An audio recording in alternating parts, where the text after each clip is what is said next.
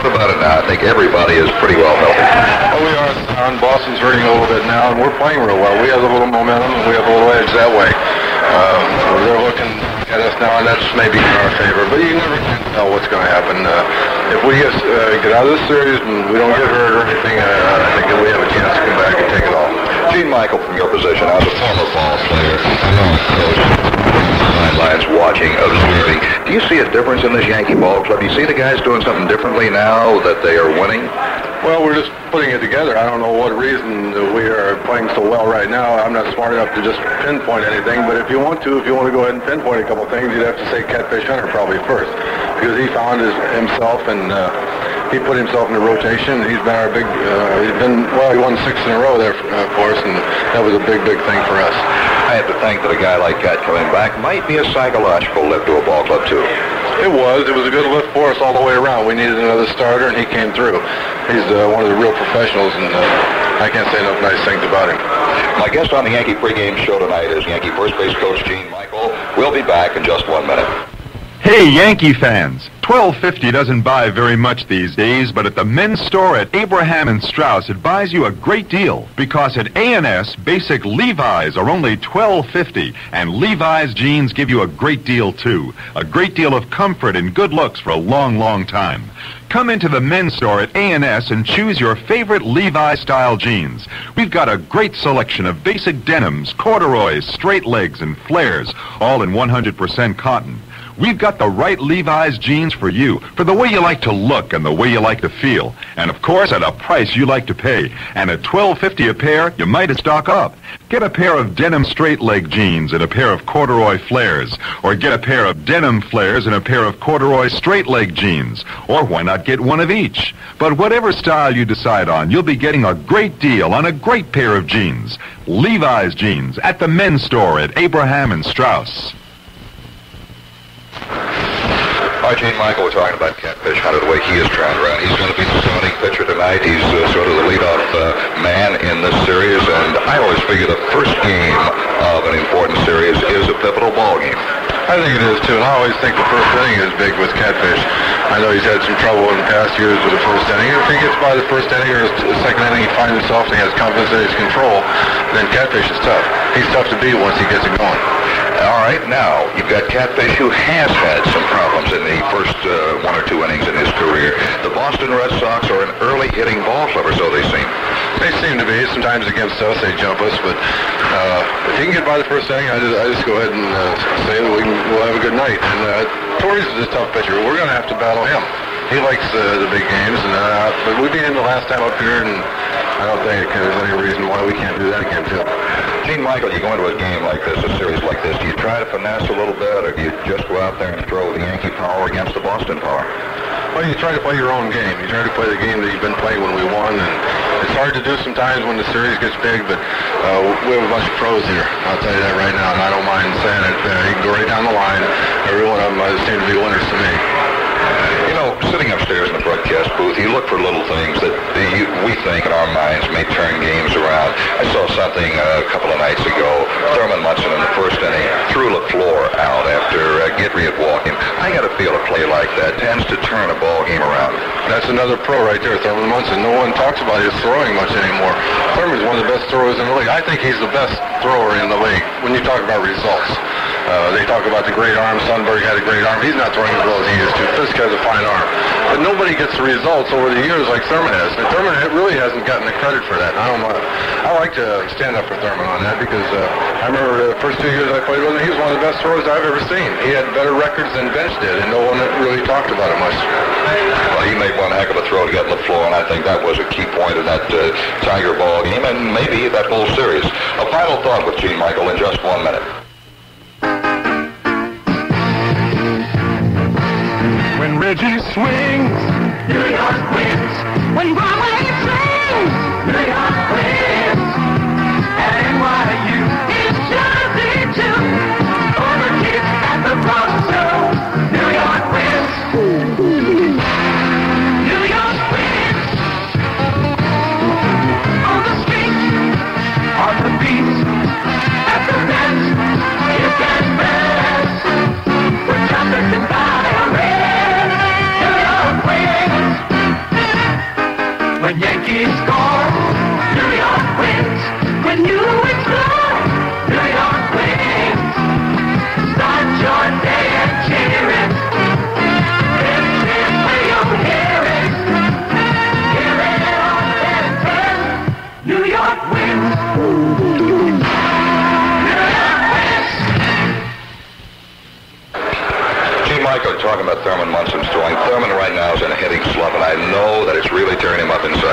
It is. It's bothering him. He wants to hit 300, and, and he wanted the 100 RBIs. That's another thing. Thurman is a winner. Thurman can do a lot of things to help you. Thurman goes unnoticed behind the plate, too. I'm pumping Thurman, but I've seen him play a lot, and Thurman, when it means something, Thurman's in there. He's going to play every day. He's hurt. His neck's bothering him a little bit. But then he came back and got a single the other day, so maybe his confidence is back to where it was. And in a big series like this, Thurman can come through for you. I tell you, that base that he got yesterday, that was the old Thurman Munson hitting that ball with authority to left field. They pitched him inside. Pitch him away, he goes the other way. Right. The other times with a couple men on it, he didn't do it, and he was disturbed about that. But get a big chance tonight with a couple guys on. I'd like to see Thurman hit. All right, I'll go along with you on that, Gene. One final thing. Reggie Jackson. Reggie not here right now. Last time we heard he was in the hospital suffering with the virus in the back. What do you feel, that Jackson will be here for the series, or will he be just lost for the 4 games? We're not sure, but if he gets in the lineup, Reggie's going to want to do as good as he can. There's no reason why he can't do it, too. Reggie has a reputation of coming from behind and getting big clutch hits and that, so if he gets in there, I'm sure he'll do the best he can. Gene Michael, thanks a lot for talking with us. The pregame show is sponsored by Blue Cross and Blue Shield of Greater New York and Abraham and Strauss. I'm Frank Messer. Now stay tuned for New York Yankee baseball. There's a reason St. Martin's.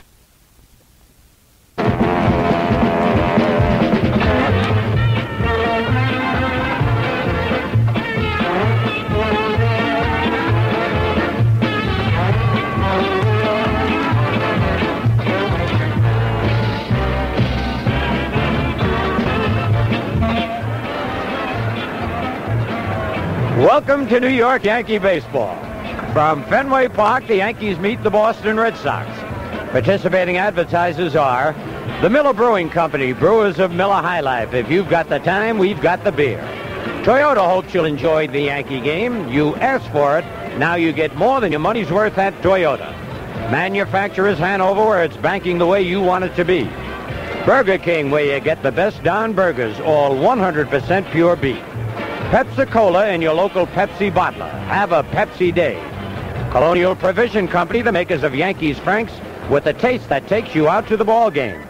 Con Edison serving 9 million people in New York and Westchester.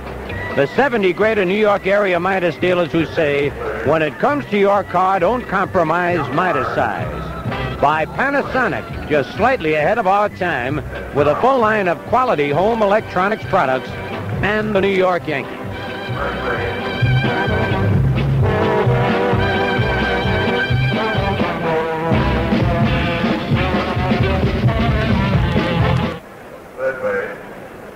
Well, hi, everybody. As we look at the Prudential Tower there, Prudential Building in the background, the right field fence at Fenway Park on a very cold evening here in Beantown. The Yankees and the Red Sox, and I tell you, that's all you can hear up here.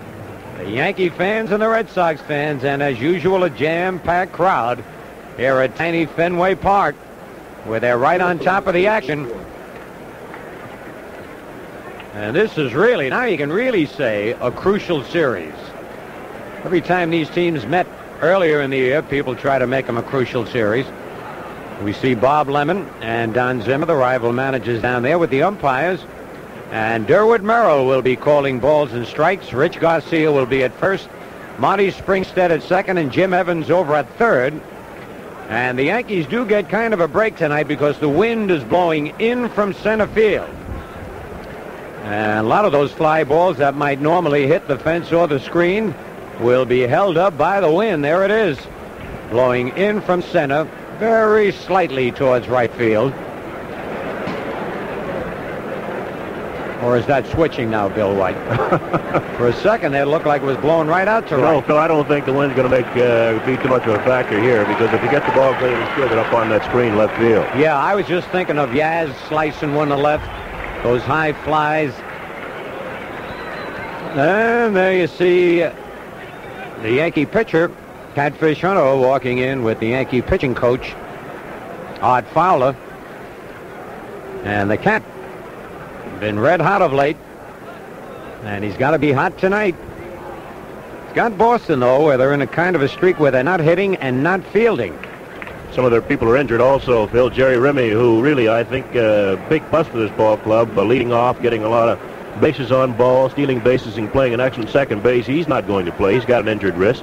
He might in the ball game late as a defensive replacement, but Don Zimmer will not allow him to bat. On the plus side for the Yankees, Reggie Jackson is back. He's just out of the hospital. He's here. We saw Reggie in the training room and asked him if he were going to play. He said yes. He said he wants to get his 4 swings in. All right, and we'll be back with the starting lineups right after this.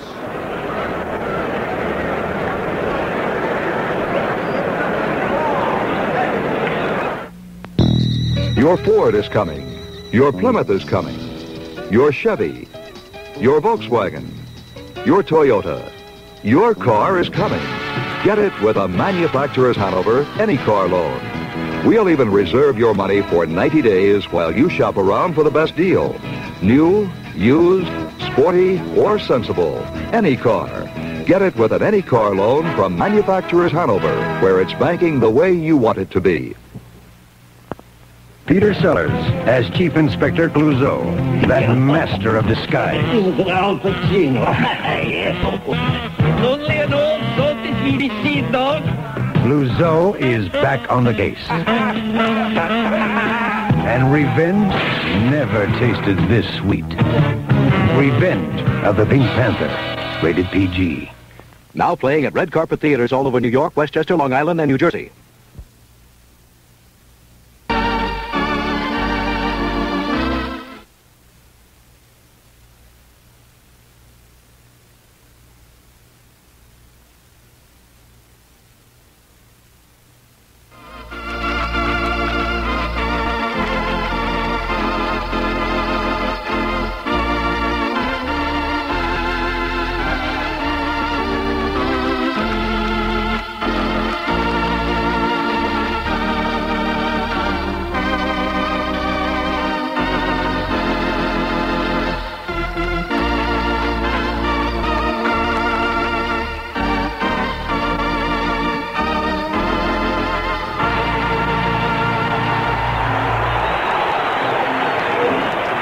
Reminder, this copyright program is authorized under rights granted by the Yankees solely for the entertainment of our audience. Any publication, reproduction, or the use of the descriptions and accounts of this game without the express consent of the New York Yankees is prohibited. Well, you got a good shot of Carl Yastrzemski out in left field. And that's how much they think of this game. There's Big George Scott at first base tonight. The second baseman will be Jack Brohammer, filling in for Remy. At shortstop, Rick Burleson. Butch Hobson with the bad elbow at third base. Carl Yastrzemski in left field. Fred Lynn, the center fielder. Dwight Evans over in right field. Carlton Fisk will be behind the plate. And out on the mound, the former Yankee, Mike Torres. William, it's all yours. Mike Torres, as Cooter mentioned, a former Yankee. So far this year, Torres has won 15 ball games and lost 8. He's making his 29th start. He has 12 complete games, including 1 shutout. So it'll be Torres against Catfish Hunter, as this ball game is just about ready to get underway. The Yankees trailed Boston by 4 full games. Milwaukee in third place. They're 6.5 games back, and then the Baltimore Orioles 9 back. Tigers 11.5. Over in the West, Kansas City now enjoys a 3-game lead over the California Angels. It looks like the Royals might be home free. Texas 7.5 games back. So Torres this year against the Yankees has split 2 games. He's won 1 and lost 1 in lifetime against the Yankees. That is with Baltimore and Oakland. He's won 1 and lost 3. Mickey Rivers will lead off for the Yankees against Mike Torres. This is a nice beating between these two teams. The Red Sox have won 6 of the first 8. Rivers batting .266.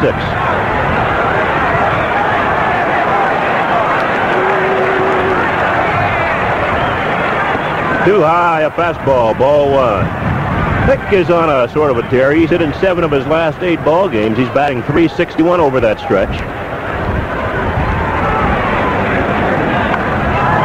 That might be trouble if it stays fair, but it slices in the seats foul down left field line. Ball and a strike on Mickey Rivers. There's the left fielder, Carl Yastrzemski, playing with an injured hand. Hit a 2-run home run last night, Scooter, to beat Baltimore 2-0. Yeah, and they say up here that as he crossed home plate, he shook hands left-handed with everybody. Got in that right hand. A ball and a strike on Rivers. Fouled off third.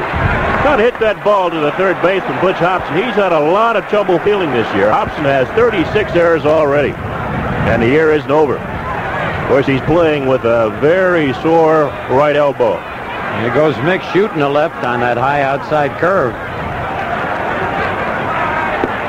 Called strike 3. Got him with a fastball on the inside corner. So Torres just blows the fastball by Rivers, and there's one away. Some conjecture, at least by Boston fans. Everybody's asking me, and I don't know. Will the Yankees bunt on Butch Hobson? How the heck should I know? They haven't bunted much all year. I don't think they're going to change their tactics. Evidently, Hobson's made a lot of throwing errors this year. There's one right to him. And gets it through. Scott, and that'll be another error for Hobson, number 37. Boy, he had all day to throw that ball. And threw it almost straight down in the dirt. One hopper right to him. Look at all the time he's got. Tries to throw hard, but in the dirt. Well, Phil, in his defense, we keep mentioning he's got tennis elbow. Yep. That's a wonder. As cool as it is tonight, he doesn't have it wrapped up. But you can see that right elbow is just a bit swollen. And the youngster works hard. We came out here about 5:30. He was out there at third base trying to strengthen that arm, throw the first base. He's a good kid. Just unfortunate that he has that bad elbow. Boy, he had a great year last year and was off to a great start this year before he hurt it.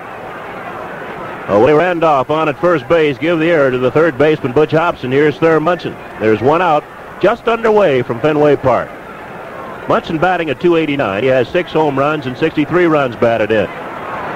Torres, of course, will have to be very careful with Willie Randolph at first base. He's played with Randolph. He knows he likes to run. On the ground, base hit left field. And Randolph will hold at second base as Yastrzemski gets the ball in at third. So Munson swung that bat well. He hasn't been swinging the bat well lately. I think this cool weather, Bill's got him feeling strong. Well, the Yankees have runners at first and second. One away here, and the batter is Reggie Jackson. Reggie just out of the hospital into uniform and batting cleanup. He's batting .281 with 20 home runs and 73 runs batted in. A little bit tough to get off your back and come out and swing the bat against his fastball. Torres is going to show him. But Reggie wanted to play. He said he wanted his 4 at-bats in this series and in this ball game. Wind blowing toward right here at Fenway.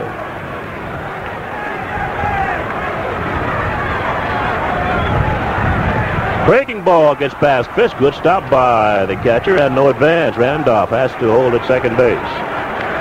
That'll keep Munson on at first.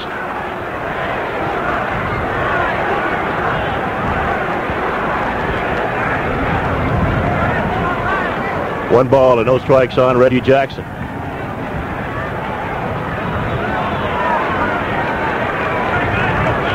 Big article this week on Carlton Fisk in a Baseball Weekly. 2-0 on Reggie Jackson. Sporting News featured Fisk. He's a heart and soul of this ball club. I thought Jim Rice was. There's Mike Torres looking for his 16th win. He's 15-8, 1-1 against the Yankees.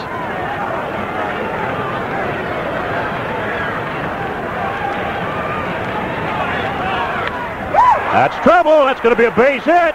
Randolph will score. Munson digging for third, and Jackson going back to first base after a big turn, and the Yankees lead 1-0. Jackson going the other way. Just swung beautiful, didn't swing hard, just lofted the ball out there. There's Munson waiting for his helmet. Watch Jackson just swing at it. Just in now. That looked like a Rod Carew swing right there. And it almost got by Yastrzemski, who makes a great play to hold it to a long single. But Randolph scores, and the Yankees lead 1-0 and a threat going. Oh, they really want this ball game. You see Munson go from first to third. Really hustling. Here's Chambliss. You know, I think he took Yastrzemski by surprise. Yes, with that good arm, I thought would have thrown a third. Runners at first and third. One away here in the top of the first. Yankees lead 1-0. Chambliss batting .287. 10 home runs and 81 runs batted in. And he takes outside, ball one. Chambliss against the Red Sox this year has been up 34 times. He has a dozen base hits and 4 runs batted in. He's batting .353 against the Sox. It's the best average among the Yankees. Foul outside of first base. A ball and a strike, and Chambliss broke his bat. Boy, he went down well for that low breaking pitch. Well, Torres said in the paper today up here in Boston, this is the kind of game he likes to pitch. Pressure game. He pitches better under pressure. Of course, he remembers last year when he won 2 games for the Yankees in the series against the Dodgers. Said it, that T. Hunt and Dennis Martinez pitched some game last night. Each pitched a 2-hitter. Martinez evidently made one mistake all night. Made it to Yaz, and Yaz hit the home run. But it's a ball and a strike on Chambliss. With 1 away, runners at first and third. The Yankees ahead 1-0 in the first inning.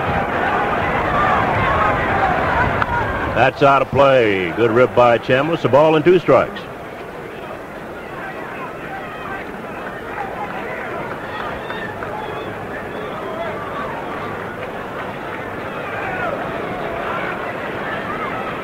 Munson over at third base. Jackson on at first. Into center field. Deep center, but Lynn is right there as that wind holds it. Munson tags, and he'll score easily, and the Yankees lead 2-0. A sacrifice fly to center field by Chris Chambliss. Chambliss driving in his 82nd run of the year. And Jackson holds at first base. 2 outs now, and the batter's Greg Nettles. Nettles has hit in 6 straight ball games. He's batting .276, 23 home runs and 78 runs batted in. They'll play Nettles to pull. Greg has been going to the opposite field a lot. Bounce right back to Torres. And the side is retired. Yankees scored twice here in the top of the first, and at the end of 1/2 inning of play, the Yankees 2 and the Boston Red Sox are coming up. Oh, doesn't anybody give you your money's worth these days? You asked for it. Your money's worth and more. The Toyota Corolla 2-door sedan, Toyota's lowest price car. If you can find a better built small car than Toyota, buy it. We bet you can, because Toyotas are built with the economy and reliability you're asking for. Now's the time to see how much satisfaction you can get for your money. Finally, I'm getting my money's worth. More. You ask for it, you got it, Toyota. The car can do a lap in 60 seconds. You can do the car in 19. And that's the way it has to be, because you don't win races on the track unless you win them in the pit first. And now comes Miller time. Time to head for the best tasting beer you can find. Miller High Life. Miller beer. If you've got the time, we've got the beer. Miller beer. Americans see the smaller car as their salvation. What they don't know is that 4- and 6-cylinder engines rev higher, run hotter, and are murder on oil. That's why they need Castrol. In lab tests, the 2 leading motor oils showed significant breakdown in viscosity. Castrol didn't. And that's important, because after the motor oil breaks down, who knows what could break down next? Castrol, the oil engineered for smaller cars. Castrol GTX 10W40 is now on sale at all Bradley stores.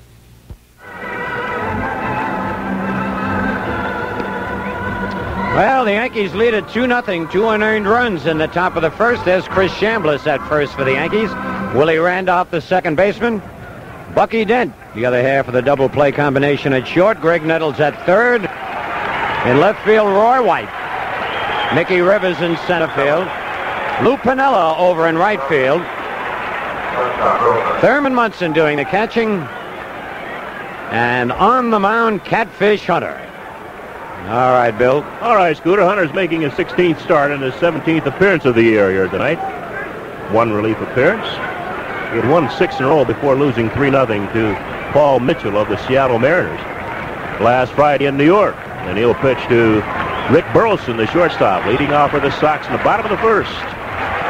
Ball one inside. Burleson batting at .247. He has 4 home runs this year and 45 runs batted in.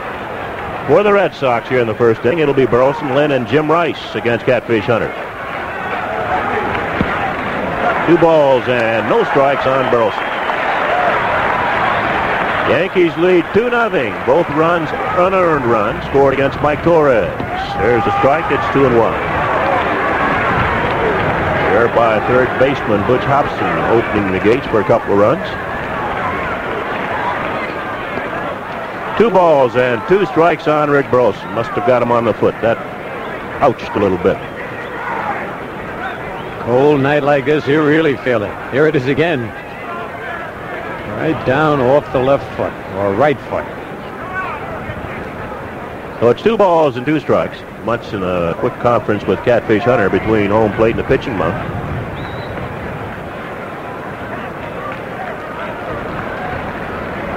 Since returning from the disabled list on July 7th, Hunter's won 7 games and lost 2. Just missed outside, and the count is full. 3 balls and 2 strikes. Cat is making his first start this year against the Red Sox. Pitched to him again in June in relief. Base hit. Extra bases in the corner. And Burleson will hold at second base with a double as White retrieves the ball and gets it in to Bucky Dunlop behind third base.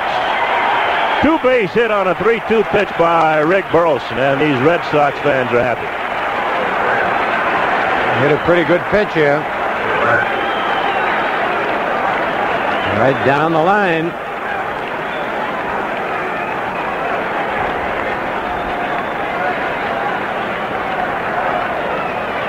So Burleson down at second base. Nobody out in the batter's spread. Lynn, the center fielder. Lynn batting at .297. He has 20 home runs and 67 runs batted in. Yankees ahead 2-0. Red Sox trying to get on the board here in the bottom of the first. Lynn takes the bunt and cook high. Ball 1.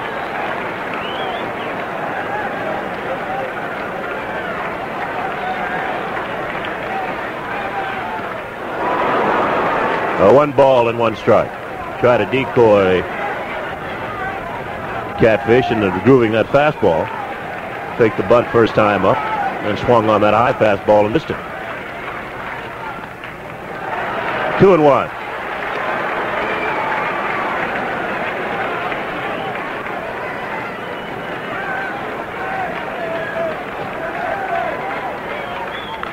Change up into center field. Mickey Rivers with the wind catching the ball is right there.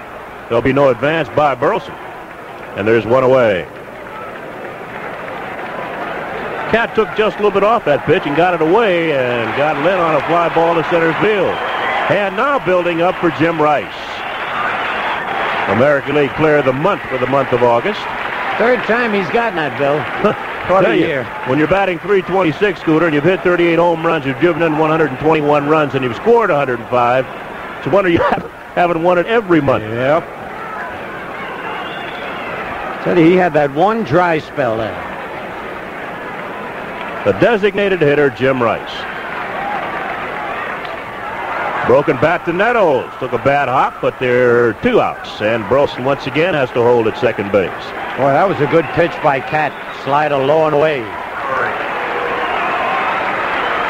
Well, Burleson holds at second base. There are 2 outs now if we watch that play again. There's that pitch. It wasn't as low as I thought, but it was away. The ball hopped Nettles there. Stayed with it.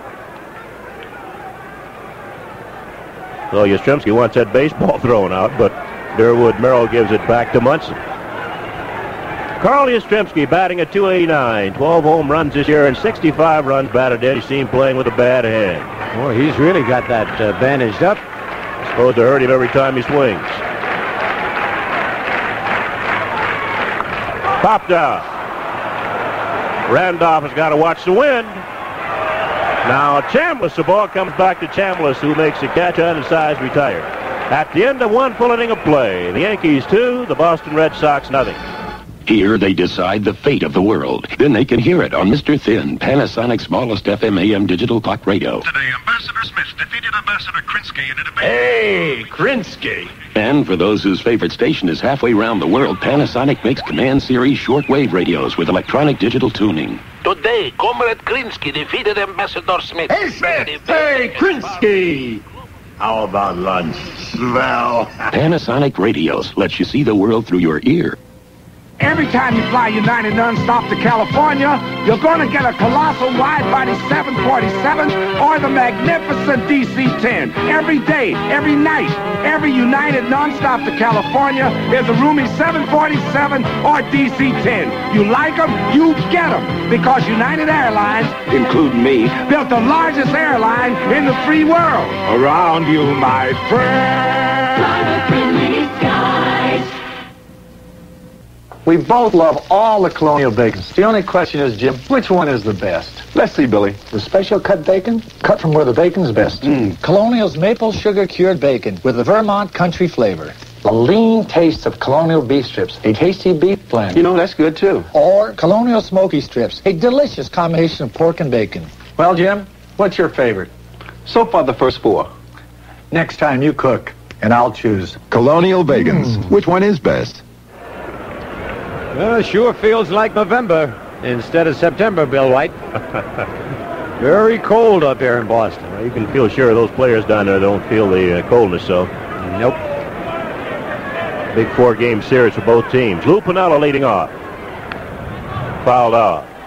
Second inning, Yankees ahead 2-0. It'll be Piniella, White, and Dent, the bottom third of the Yankee batting order against Mike Torres. Lou's batting at .308. He has 4 home runs and 53 runs batted in.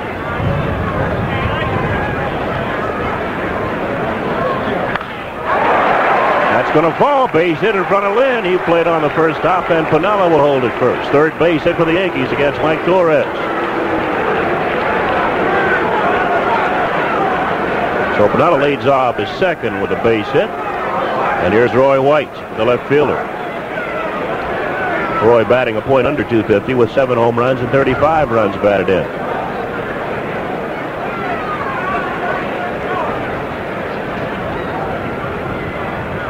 Roy stands in pigeon-toed.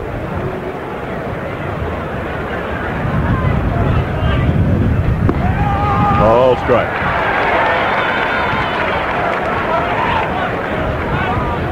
Well, tomorrow night it'll be Jim Beattie against Jim Wright or Andy Hassler.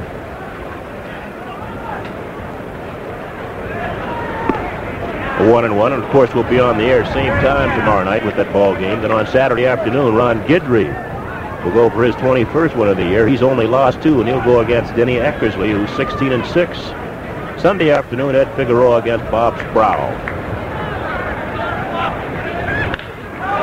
Base hit. Piniella might gamble. Oh, he never stopped.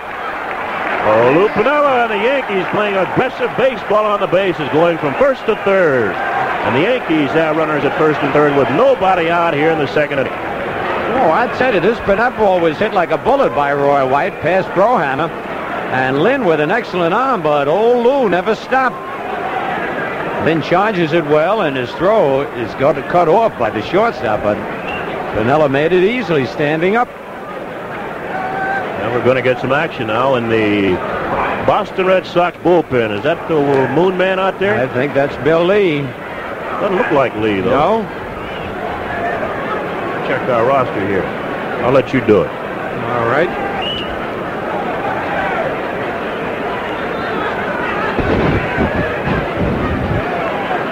Runners at first and third. Nobody out. Bucky Dent's about it. Yeah, that's Andy Hassler, Bill. You're right. Strike one on Dent. I think that ball just nipped the back. That means Hassler will not pitch when scheduled tomorrow. Probably scratch him since he's warming up out there now. Jim Wright. Foul outside third. 2 strikes on Bucky Dent. Bucky's batting .255, 4 home runs, 28 runs batted in. He's got a 6-game hitting streak on the line. I think Yankee fans a little bit upset yesterday, Scooter, when Ron LaFleur did not get a chance to extend his streak to 28 in a row. You mean when he went over? Yeah. Yeah. I think they wanted to see him after the game had been won by the Yankees. They wanted to see before get a base hit. Yep. Yankees have stopped him twice now. That's out of play. Just got a piece of it. So they may have had to make some great plays to stop him.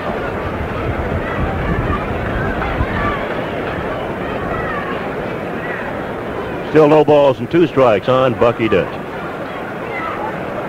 Pinella's over at third base. Roy White is on at first. There are no outs, and the Yankees lead 2-0 in the second inning.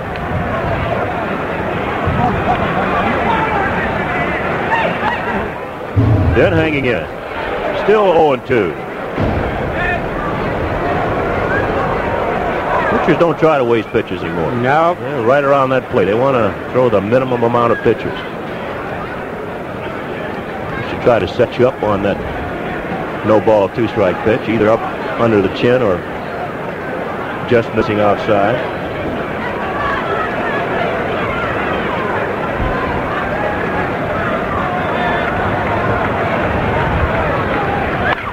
Base hit, and Pinella will score. Yankees lead 3-0. White will hold at second base. The Yankees chipping away with singles. That's their 4th single in this ball game, and they lead 3-0. 1, 2, 3, 4, 5th single. 3 in a row here in the second inning. And as I said, Bill, that's where they're going to have to beat them. With singles, taking that extra base. Long fly balls, not going to do any good tonight. Well, Denton now has hit in 7 in a row. He just drove in his 29th run of the year.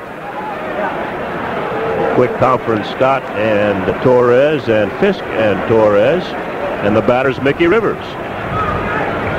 He was called out on strikes in the first inning. Yankees 3 runs on 5 base hits, still in the second inning.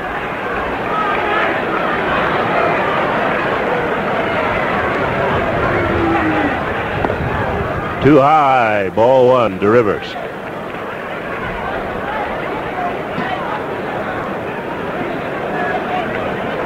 I think things have flip-flopped since the beginning of the year. Earlier in the year, the Yankees, a team with most of their players hurt, including key pitchers.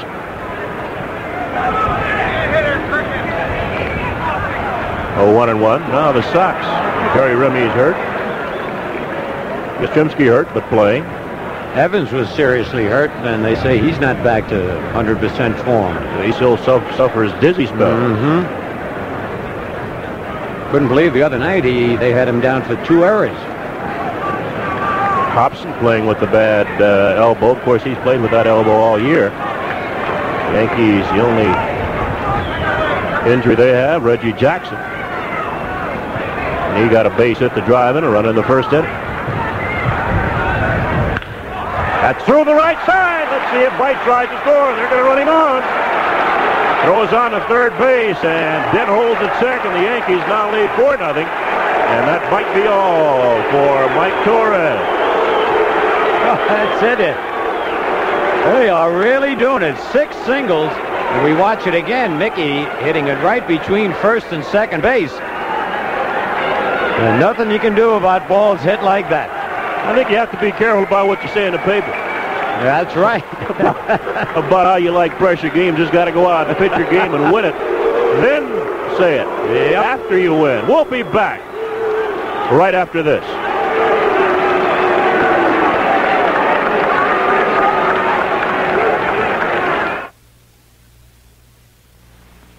Come on, come on, come on, come on, come on, come on, come on, come on, and taste the Pepsi way. Come on, come on, come on, and have a Pepsi day. Your spirits raised up to the sky, you catch the wind, you're riding high. Come on, and have a Pepsi day. Your favorite generation, Pepsi day. It's good, and it's halftime here at the state. This fall, take a few minutes between halves and build up your lawn with some Scott's Turf Builder. Right now is the best time of year to get a thicker bluegrass lawn by growing more grass plants. Turf Builder will make any active lawn greener now and green up faster next spring. We're all set for the kickoff now. The score Just a few minutes this weekend. You'll see the difference now and next spring, too. Some New York City kids are not getting into school this September because that's the law. The law says if your kids don't have their shots for dangerous diseases like mumps, measles, and polio, they aren't getting into school. The law also says they must go to school. So you have no choice. Get your kids their shots. Call 349-2664 to get free shots now. Remember, no shots, no school. It's the law.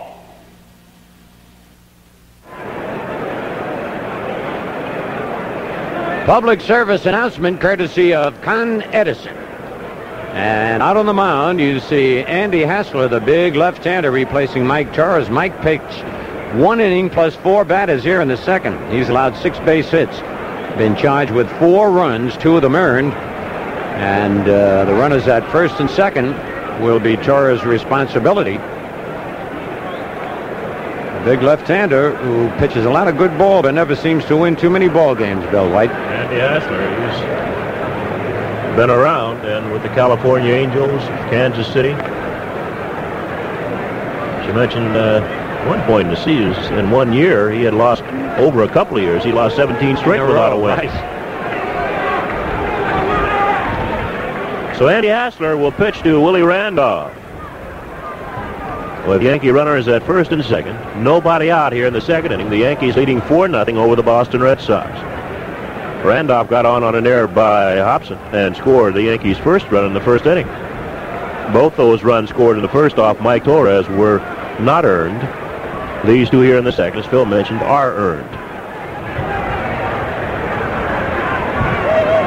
Randolph takes high. Rivers at first base. Bucky Dent down to second.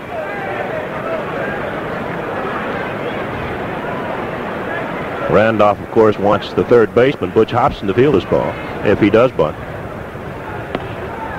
Low, 2 balls, no strikes.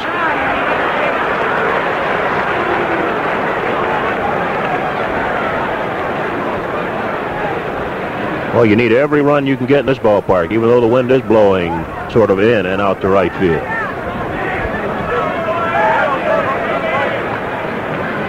So far, the Yankees have 4 of them through the first 2. There's a strike. 2-1. Hassler keeping that ball down normally. You know, a guy wants a bunt, you throw him high fastballs and hope that he'll pop it up. But Hassler keeping it down around the knee. So it's 2 balls and a strike on Willie Randolph.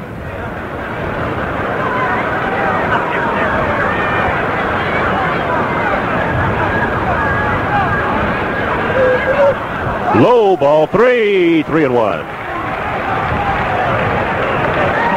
There's Dick Hauser flashing signs for Willie Randolph, the way he gave that last one. He might have given the swing sign.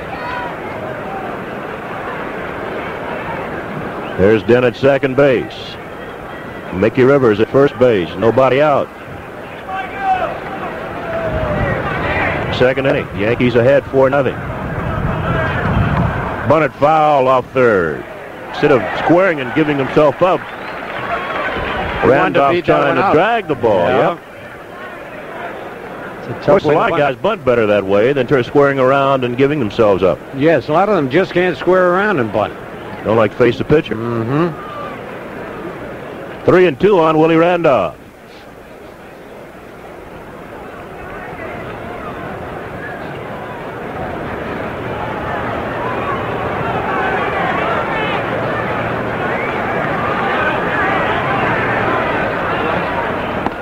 Ball 4, and the bases are loaded. After keeping the ball down so well, Hassler tried to throw a fastball past Randolph high and missed with it. And the bases are loaded. Dent's over at third base. Rivers down at second. Willie Randolph on at first. Nobody out for Thurman Munson. Munson's been up once and singled to left field. He scored on a sacrifice fly by Chris Chambliss.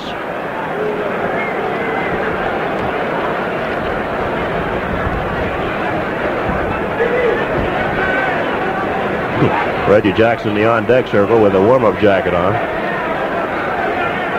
Of course, he's not really allowed to have that warm-up jacket on. Did you know that? No, I didn't know that. No, only the pitcher. All right. During a ball game. I didn't know that either. How about that? Well, I guess... You know what happened? There he is. A couple of years, Reggie. A long few years back. The guy got a base hit. He was on first base. He had a cold. And they asked for the jacket and put it on him. And they wouldn't let him do it? They let him do it, but they said it can't happen again. Oh. Only the pitcher. Well, Reggie 2 balls, no strike. He has had a touch of the flu. Time is called now. We're going to get some more action. And the Boston Red Sox bullpen. Somebody's jogging out to that pen. Don't see his number. You know who that hitter was? Johnny Callison. No. Phillies. 1964 Phillies and Cardinals going down to the wire. And Callison somehow picked up a virus, came into the ball game. He could hardly lift the bat and got a base hit. And he put a jacket on. That's a rule that I really can't see why I can't, unless it's keep the game going. All I can think is carrying a coat out there might delay the game a minute or 30 seconds. Because it will certainly slow the runner down, for one thing. I understand that was Dick Drago running out to the... That's Dick Drago out in the Boston Red Sox bullpen throwing. There's Drago. They count on Thurmutz, and there's 2 balls and no strikes. The Yankees have the bases loaded and no outs, and they lead 4-0, still batting in the second inning.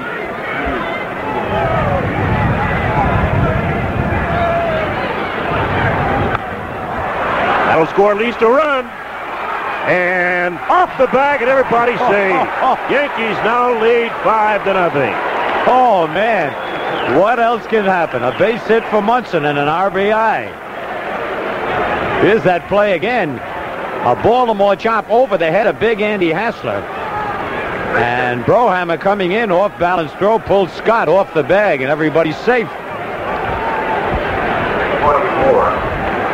The base is still loaded, no outs. 5-0 Yankees for Reggie Jackson. Reggie drove in the Yankees' first run in the first inning with a single. He went the other way to left field for that single. And scored Willie Randolph.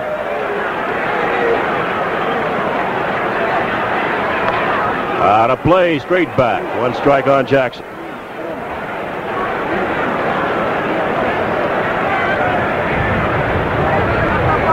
Still nobody out here in the second inning. Singles by Piniella, White, Bent, Rivers, walk to Randolph. Infield hit by Much. 2 strikes on Jackson.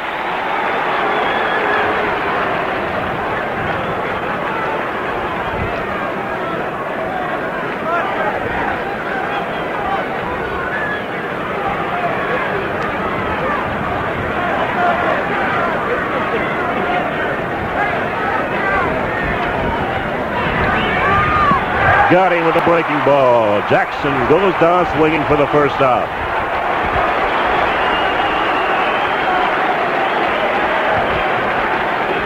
Here it is again.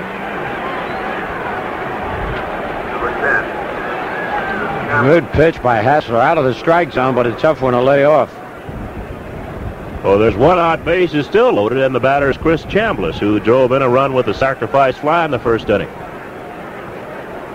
Good speed on the bases for the Yankees. Rivers at third, Randolph down at second, and Mutson on at first.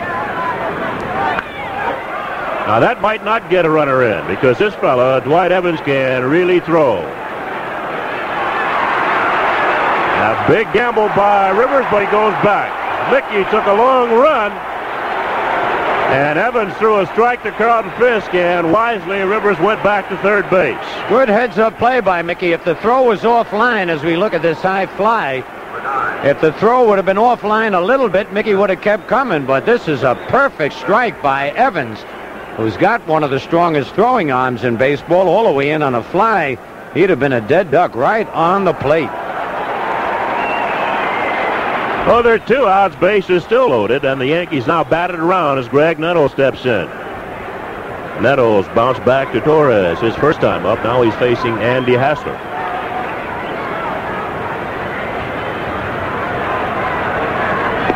Inside, ball one. Yankees have 5 runs on 7 base hits.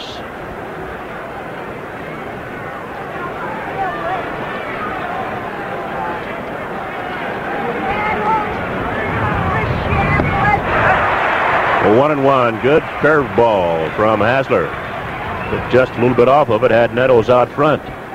Gregg looking for a 1-ball, no-strike fastball and got a curveball.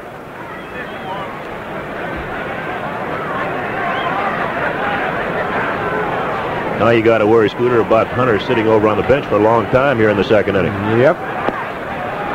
2-1. They probably had the cat bundled up over there. Maybe they've got that electric coat out for him, keep him warm. Pitcher who's had arm trouble, you worry about him sitting around so long between innings.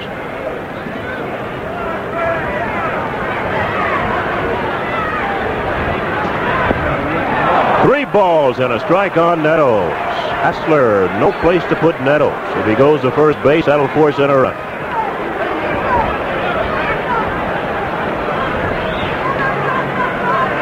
Catfish has a regular warm-up jacket on, sitting next to Chambliss.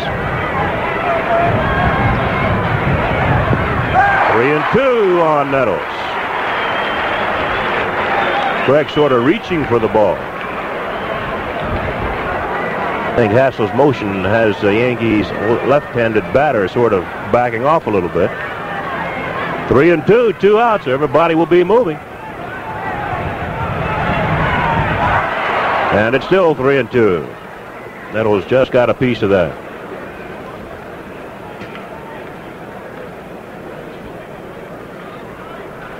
Well, with Hassler pitching now, it looks like tomorrow night, Red Sox will have to go with Jim Wright, a right-hander, against Jim Beattie.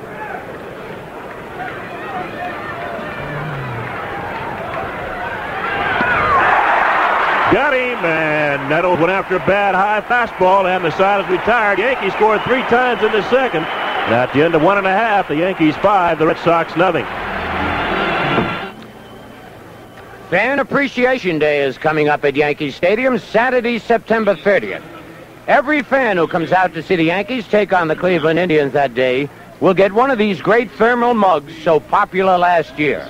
The mug features the Yankee emblem and a brand new full-color 1978 Yankee team picture. That's Fan Appreciation Day, Saturday, September 30th.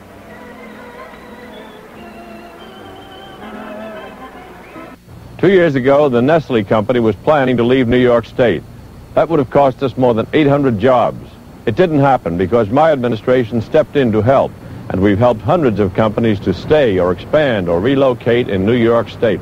We've provided tax cuts, job incentives, credit assistance, and eliminated red tape. In the last 2 years, New York has added more than 100,000 new jobs. We now have the kind of economic climate that will attract more business and jobs in the future. You work the docks. The ships are too big, the loads are too heavy, and the days are too long. But every day you do it, and another ship with a full belly heads out to sea. And you head in for Miller time. Time to relax with the best tasting beer you can find. Miller High Life. If you've got the time, we've got the beer.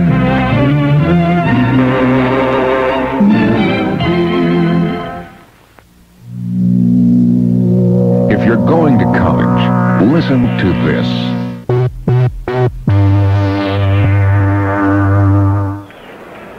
Well, even the moon looks cold tonight. Looks like about a quarter moon up there, and there's a full moon. Or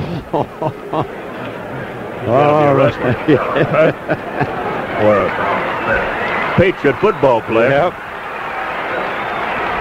That isn't Otis Sistrunk, is it? Coming in from Oakland. Carlton Fisk, the Red Sox catcher, will lead off for the Sox in the bottom of the second. They're down 5-0. It'll be Fisk, Brohammer, the second baseman, and Dwight Evans, a right fielder for the Red Sox against Catfish Hunter. Fisk batting at .295, 19 home runs, 76 runs batted in. 1 ball and no strikes.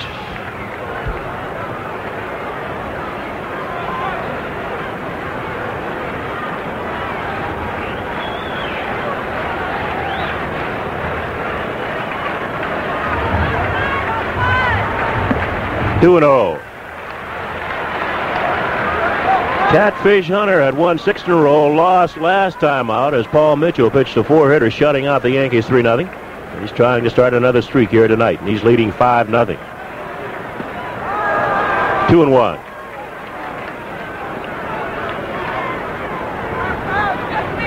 Tony Fisk hurt his back on that swing, trying to hold up. He has been injury prone.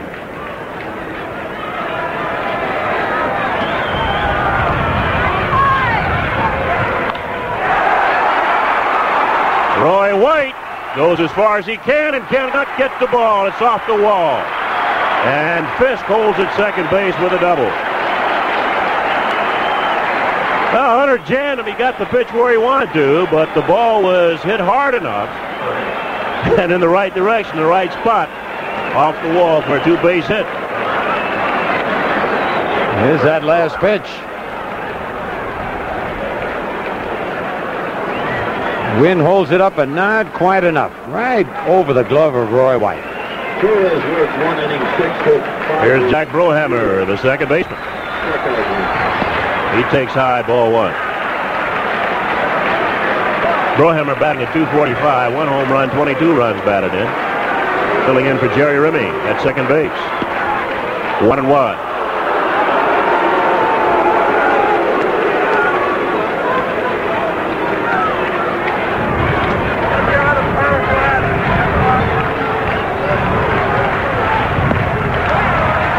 Threw that ball a little funny, Scoot. I don't know whether it was an off-speed pitch or what, but it wasn't his regular motion. 2-1 on Jack Brohammer. 2-2.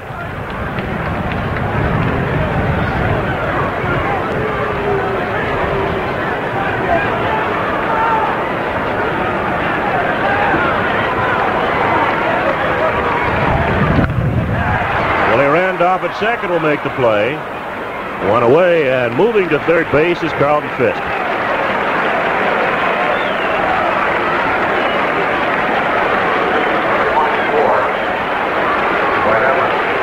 That'll bring on Dwight Evans, a right fielder. He's batting .257 with 23 home runs and 61 runs batted in. And he made a great throw from right field, keeping Rivers over third base, top of this inning, saving a run. Woodson, good block by Thurman. And Fisk has to hold at third base. Yankees have their infield back. Of course, they lead 5-0. They're not worried too much about that run at third base.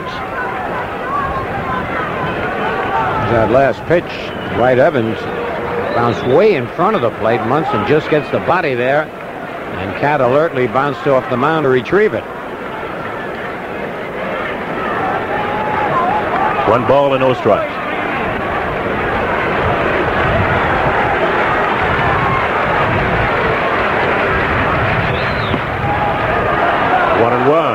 Off that breaking ball. There's Fisk over at third. There's 1 away.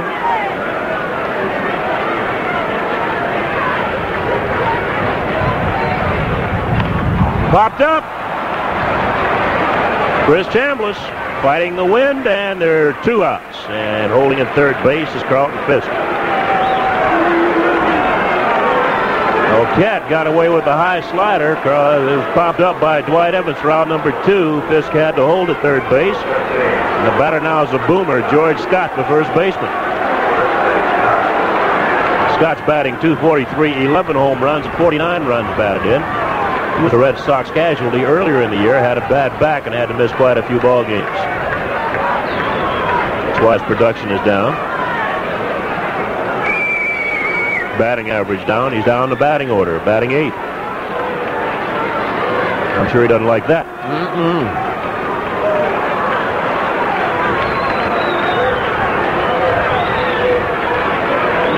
Always dangerous, swings hard.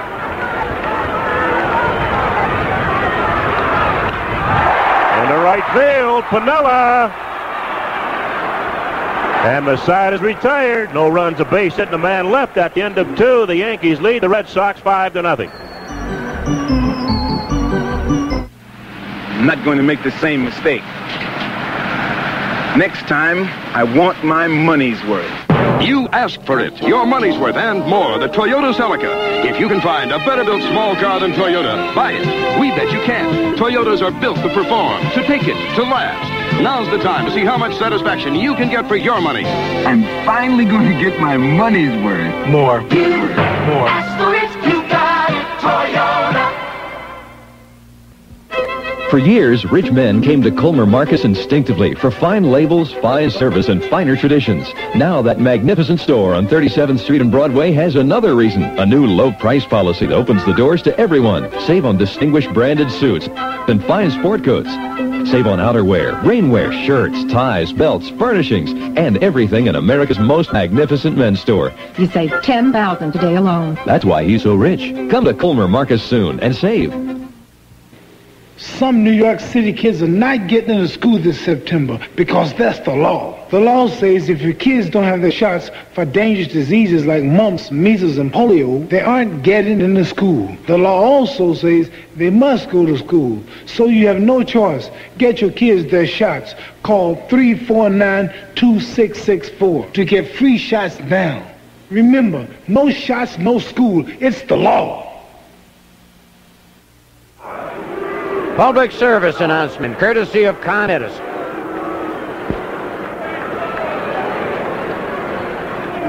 Lou Piniella, who started last inning for the Yankees and started them on their 3-run second inning to take that 5-0 lead, will lead off here in the third. He started with a single center field. That'll slice foul back in the seats. No chance for Evans. 1 strike. Lou now's batting at .310. 4 home runs, 53 runs batted in.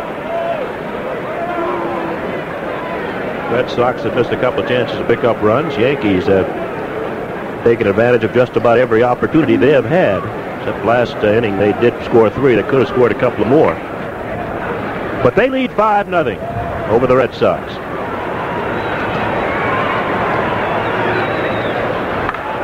That'll be out of play also down the right side. 2 strikes on Lou Piniella. Andy Hassler in relief of Mike Torres, who went 1 inning. Gave up all the runs. 5 on 6 base hits. Walked nobody. Torres struck out 1. 2 of those runs unearned.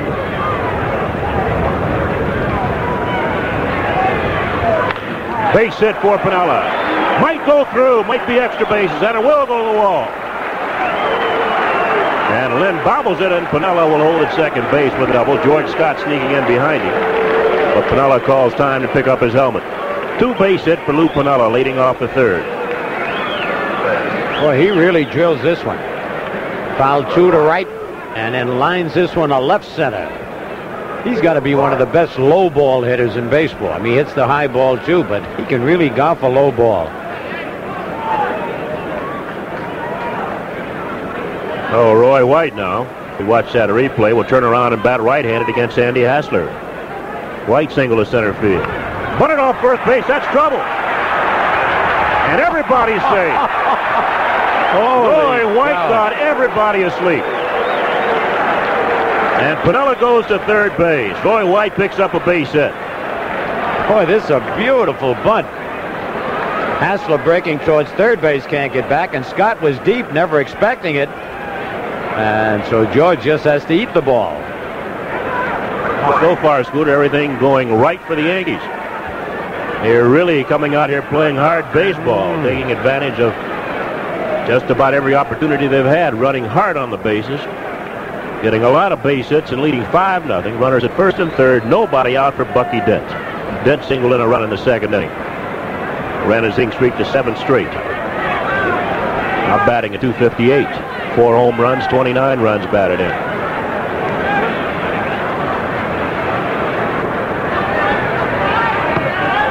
Strike 1 on Dent. Well, an opening game of a 4-game series, opening game of any series, really, it seems to be a key game. Sometimes sets the tone for the full series. Oh, yes.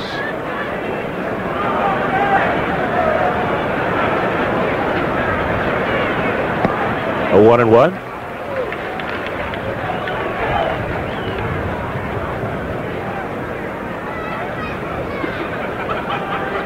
Red Sox often winging early in the year, playing 700 baseball. Now they're coming back to the pack a bit. That might score a run. Pinella will score. And Dent is out. White goes on to second base. Yankees now lead 6-0. Lou Pinella scoring from third base on that slow bounce to first. And Dent picks up his second run batted into the ball game. Very quiet Boston crowd right now. The Yankees leading 6-0 here in the top of the third. Would you be quiet? Nothing to cheer about yet. So Bucky picks up his second run batted in. White moves down to second base, and with one away, the batter's Mickey Rivers. He has struck out. Single to right field, driving in a run.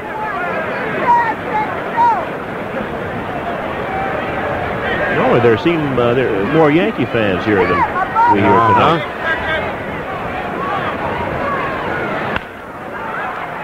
Burleson has a play at first base, makes it in time, and moving to third is Roy White. Put out 6-3, 2 outs.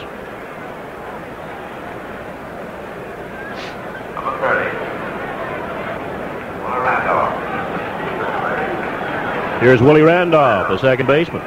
Willie's 0 for 1. Got on an error in the first and scored, walked in the second. Yankees 6 runs on 9 base hits against Mike Torres and Andy Hassler. That'll be a base hit. White will score, and Randolph might try for 2. Oop, he changes his mind. Yaz plays that wall as well, better than anyone. Yes, absolutely. And then the other left fielder in baseball. Ball came right back to him. He holds Randolph to a single, but he does pick up a run batted in. Boy, Willie really gets around on this one and drills it to left field. He hit it so hard, though, as Yaz plays the carom perfectly. He'd have been a dead duck if he'd have tried to go to second. Good throw by Yaz. It's the Yankees' 10th base hit. Jay Johnstone leading the cheers. Yankees now lead 7-0 in the third. And the batter's Thurman Munson, who's 2 for 2. He scored a run and driven in 1.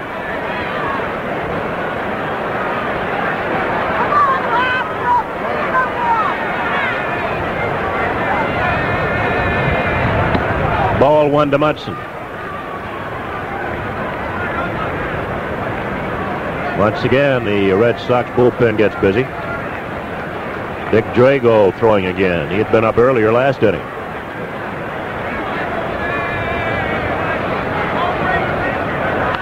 Out of play. A ball and a strike on Munson. Wonder if Moon Man is out in the bullpen. Simmer called for him the other night. He was in the clubhouse. Yeah, he said he was getting heat on his back or arm. Bill Lee. I think Bill would like to probably pitch somewhere else, maybe. Well, he's been very outspoken up here, that's for sure. There he is. Look at him. There's Moon Man. He was a pretty good hitter when they let pitchers hit.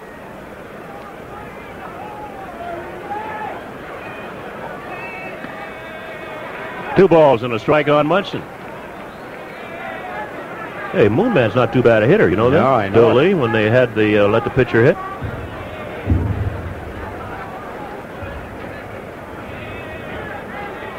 Has a pretty good record against the Yankees lifetime, too. Bill Lee. 3-1 on Munson. He's 0-1 in fights. Oh, that was a bad one. There's Randolph at first base, 2 men out. Yankees ahead, 7-0. Yankees batting in the third inning.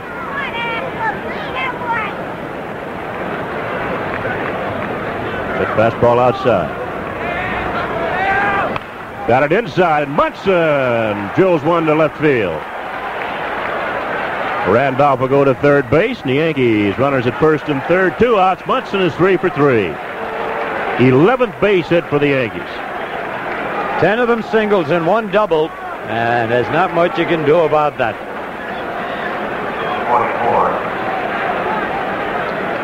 Well, Bob Lemon said the Yankees came in just at the right time. You mentioned, Bill, they're playing great ball. Don Zimmer, we look at now in the Red Sox dugout. They're doing everything the way a world championship team should do it. 7-0. You know, Lim took a lot of pressure off the Yankees, too, when he said, heck, all we've got to do is come in here and split these 4 games, then get them 3 down at home, and we'll still have plenty of time. Jackson's a batter. Runners first and third, 2 outs. Ball 1. So there was no urgency to win 3 out of 4 or win 4 out of 4. Great psychology.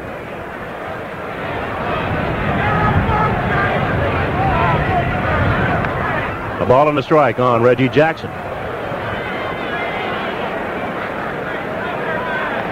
Yankees lead 7-0, batting in the third. 2 in the first, 3 more in the second, and 2 here in the third inning.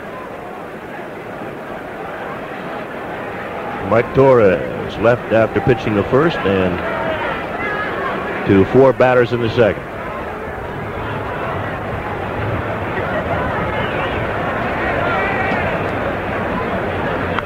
Popped up. Fisk has room. Maybe if the wind doesn't take it in the seats. He's got it. Sides retired. Yankees score 2 more runs in the third, and at the end of 2.5, the Yankees lead Boston 7-0. This clock is not an ordinary clock. It belongs to the Great Time Machine by Quasar, the new VHS 4-hour videotape recorder. It's as easy to use as your own TV set. The Quasar VHS lets you record, edit, and enjoy your own TV specials. Or enjoy those special programs available only on video cassettes. The Great Time Machine by Quasar.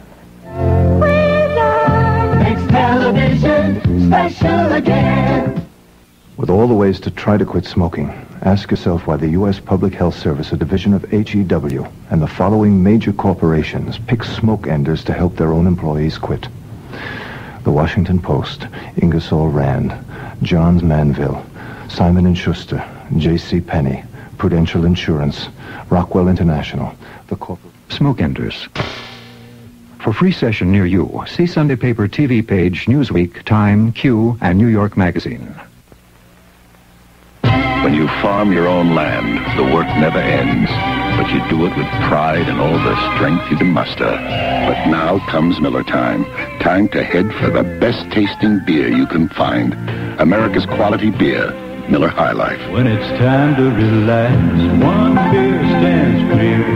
Beer after beer. If you've got the time, we've got the beer. Miller Beer. Bottom of the third, Yankees leading 7-0 over Boston, and Butch Hobson leads off against Catfish Hunter. Called strike on Hobson. Butch working on a sore right elbow, his throwing elbow. He's batting at .246, 15 home runs and 68 runs batted in. 2 strikes on Hobson. Last year, Hobson had a great year for the Red Sox. Foul that pitch off. 1-2.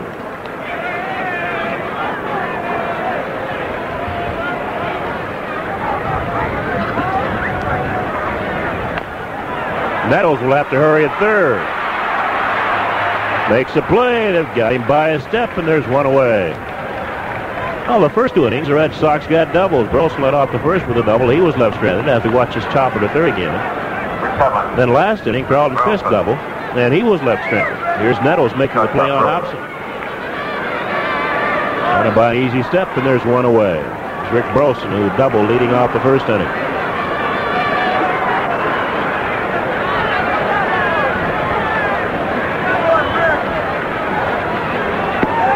Strike 1 on Burleson.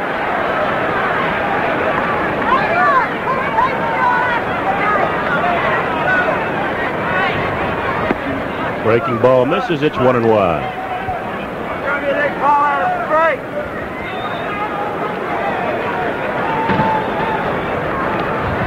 Another curveball. 1 ball and 2 strikes on Rick Burleson. I mentioned there are 3 more games in New York. It'll be next weekend. Last year, these Yankees, same 2 teams play each other tough. 8-7 favor the Red Sox in 15 ball games. Always big crowds. They averaged 43,290 per game this year. Last year, they averaged over 40,000 per day. 2 balls, 2 strikes on Rick Burleson.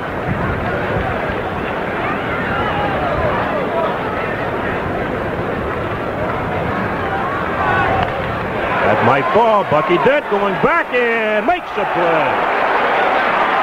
Burleson got jammed, and Bucky Dent ran it down. Bucky really moving much better, Bill. He looks like he's back in 100% form now. And a good play on a pop-up against Detroit. Oh, yes. Went a long way toward the line left field.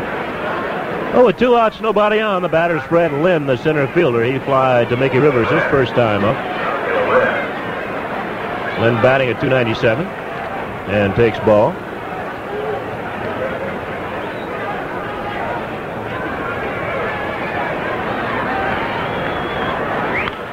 Out of play, it's 1-1. Yankees lead 7-0. Both Sox batting bottom half the 3rd inning. They're 2 outs and nobody on base.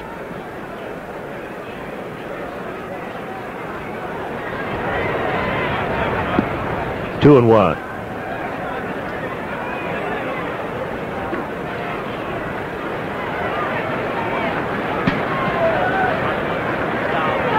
Three balls and a strike on Lynn.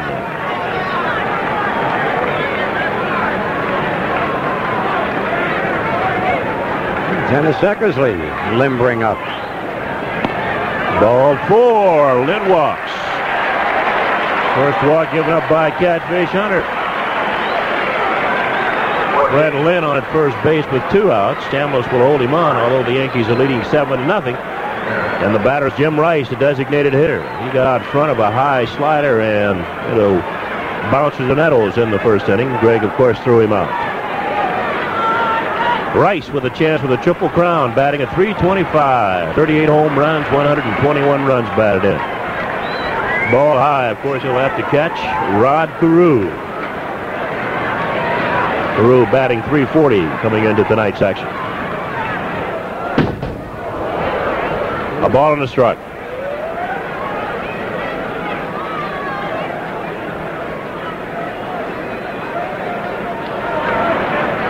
Say that guy, Rice, checked the swing once and broke a bet. You believe that? Yeah, I believe it. You believe that? He's strong enough to do anything. 2 and 1. I'd like to see it. Sounds impossible. Must have had a bat like usual used to swing. A little toothpick.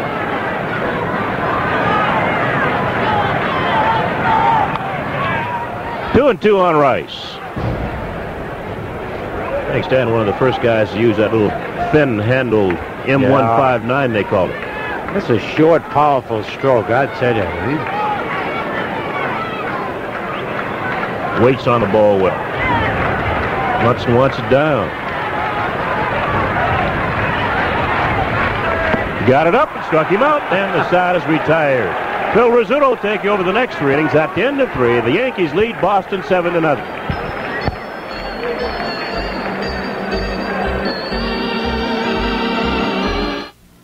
You know what I want? I want my money's worth. You asked for it. Your money's worth and more. The Toyota Corolla Liftback. If you can find a better built small car than Toyota, buy it. We bet you can't. From its design to the quality of workmanship to the way it handles, you can't beat what Toyota gives you. Now's the time to see how much satisfaction you can get for your money. I am going to get my money's worth. More. You ask for it, you got it. Toyota. Da da da da da da da. Burger King and Who's looking pretty sharp now? Who's shining up the floor?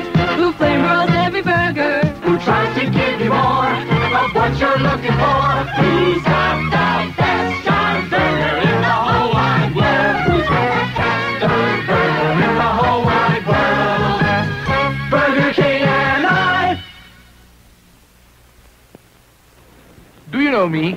When I sing at the Met, I hear bravo, bravo. But when I travel, I hear who? So I just got an American Express card. With these, hotel and restaurant in places like London and Paris treat me royally, even if I am not dressed like the Duke in Rigoletto. To apply for a card, look for this display wherever the card is welcomed. The American Express card. Don't leave home without it. Yeah, you get an idea how cold it is here. Windbreakers had over the years. As Chambliss takes a strike from Andy Hassler. Chambliss has driven in a run with a sacrifice fly to center and fly to right. Yankees leading 7-0. Top of the fourth. Low 1-1.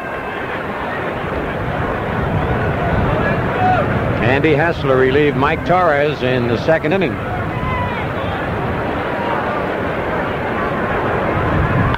Line to center field, and Lynn's got to play it on one hop. The Yankees singling the Red Sox to death there in this ball game. That is the 12th hit for the Yankees. Their 11th single as we look at it again. Chambliss strokes it beautifully to center field. Yankees have one double, that by Piniella. So Scott holds Chambliss at first in the batter, and there's Dick Drago for the third time starting to loosen up in the ball game. Nettles has hit to the box and struck out.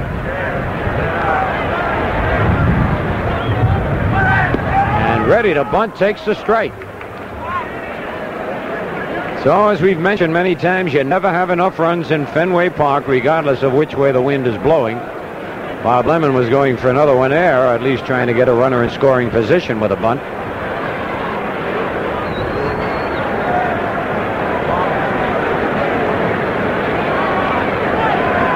And there's a base hit to left field. Holy cow, the Yankees are just swinging and the ball's dropping in. The 13th hit of the ball game for the Yankees. And everybody in the Yankee lineup has at least one base hit, and Don Zimmer's coming out. And this could be all for Andy Hassler. Yastrzemski up with it, and Don Zimmer making that long walk. The Red Sox have been very flat of late. They've lost 4 of their last 6 ball games. And Zimmer has yet to call Dick Drago in from the bullpen, but now Durwood Merrill going out, and Zimmer's going to have to make up his mind.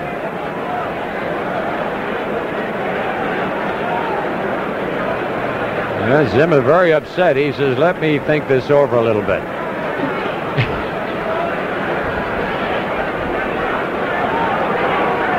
And now he calls for Drago. So that's going to be all for Hassler. And we'll be back right after this.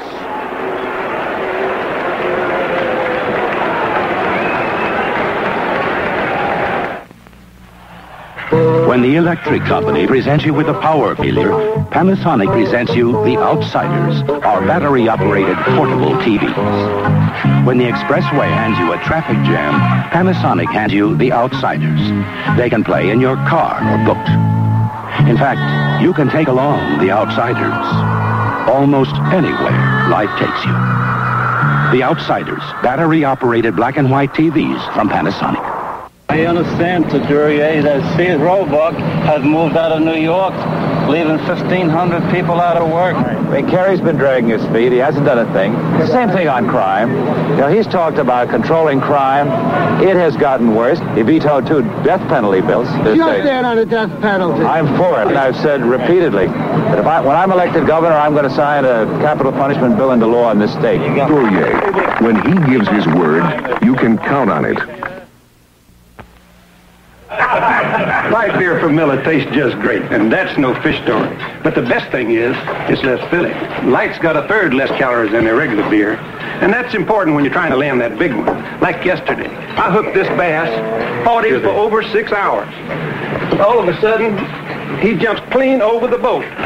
Broke my rod, and I had to tie the... No, wait a minute, fellas. I had to tie the line off. Like beer from Miller. Everything you always wanted in a beer, and less. Left me out there with nothing but a paddle. Here's Carl Yastrzemski on candid camera talking to the wall. But there's a guy in back of there that puts the scores up. One of the few ballparks where they still need a man out on the scoreboard.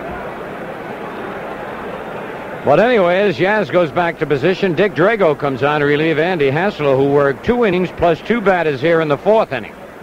And he was touched up for 7 hits walked 1, struck out 2. So far has allowed 2 runs. But Chambliss at first, rather second, and Nettles at first to his responsibility. And Mr. Drago has won 3 and lost 4 with a 3.34 earned run average will be coming on. You know, early in the ball game, Frank Messar mentioned that tonight's the night you got to beat a club with singles. Stay away from trying to hit that long ball with the way that wind is blowing. I never thought there'd be that many singles. I'll tell you the truth. You're right, Scooter. That wind is going to certainly help a pitcher like Catfish, who is prone at times to give up the long ball. And you talk about singles. Imagine how Butch Hobson felt when he came to bat for the first time and realized Thurman Munson already had 3 base hits in the game before he had come to bat. Unbelievable. Here's Lou Piniella, has 2 base hits, a single and a double, and he scored twice in the ball game. As I mentioned, every Yankee in the lineup has at least 1 base hit, and they have 13 altogether. Nobody out. Yanks lead 7-0. Top of the 4th. And Pinella's going to bunt, but it's outside, ball 1. And Chambliss has to be alert. The runner at second can be picked off very easily when a batter squares around a bunt. Especially if he should bunt through it. Yes. And Fisk has got that good arm. He can throw a man out. Right. Scott is in this time. Roy White laid down a beautiful bunt. Took Scott by surprise his last time up. Got a base hit on it.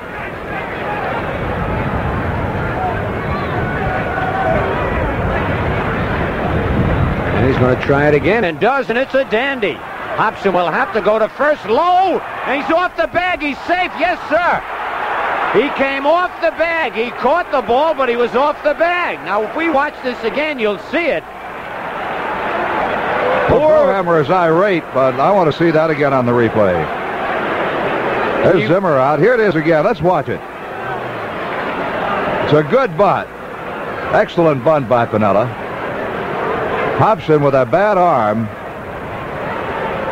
And you see him trying to drag that right foot, but it looked like it did come off the bag. Just you called it, Scooter. Well, Zimmer's arguing along with Brohammer, and that's the second error for Hobson. It'll be a sacrifice and an error.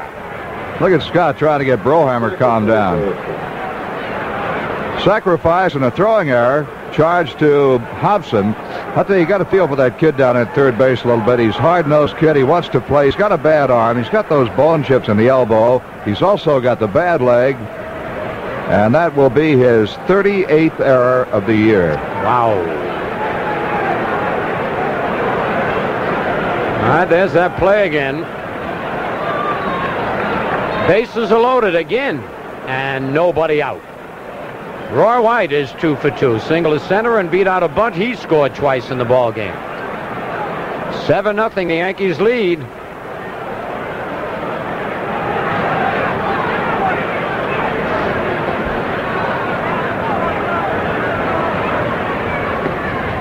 Ball 1. Bases full of Yankees. Chambliss at third. Nettles at second. Piniella over at first.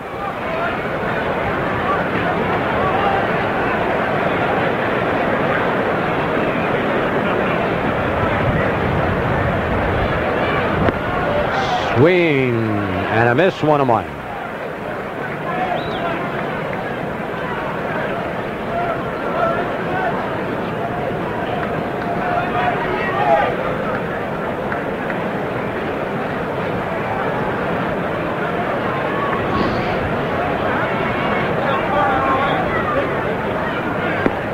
Outside, 2-1.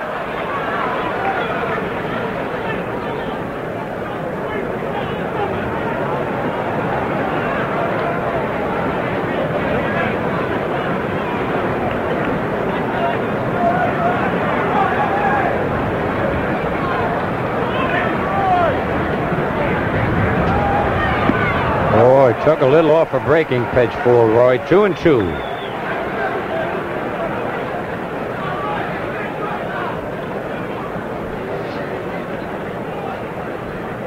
There's that last pitch again. See it breaking down, and Roy way out in front of it. Swung over the top and well out in front. All right, 2 balls, 2 strikes. Still nobody out. Bases loaded.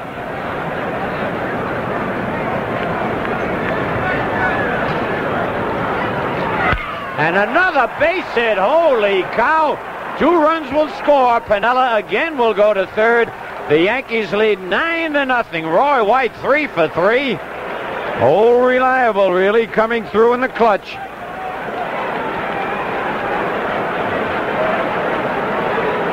Watch it again. Pitches down low. That was down below his knees. Roy went down and got it. Lines it out into center field. Freddie Lynn up with the ball. And the Yankees with a 9-0 lead now on 14 base hits. Fantastic. Bucky Dent has singled, scored a run, driven in 2. He's also hit back to the box. Deep to left. And that ball is foul ball. That must have just missed that neon foul pole. Man, that was close.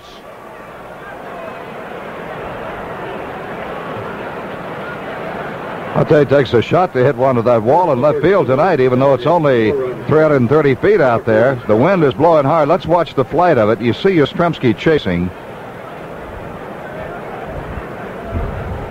Nope, you can't tell where it hit off the wall, but it was foul, just barely foul.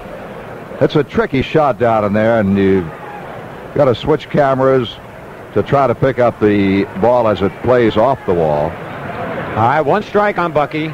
High and tight, 1-1.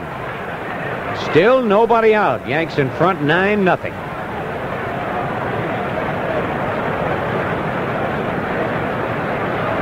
This is the quietest crowd I've ever heard in Fenway Park. High and tight, 2-1. Quietest crowd you have never not heard. Right. There's Piniella at third, clapping. They want more runs. You can't blame them. Over at first, Roy White.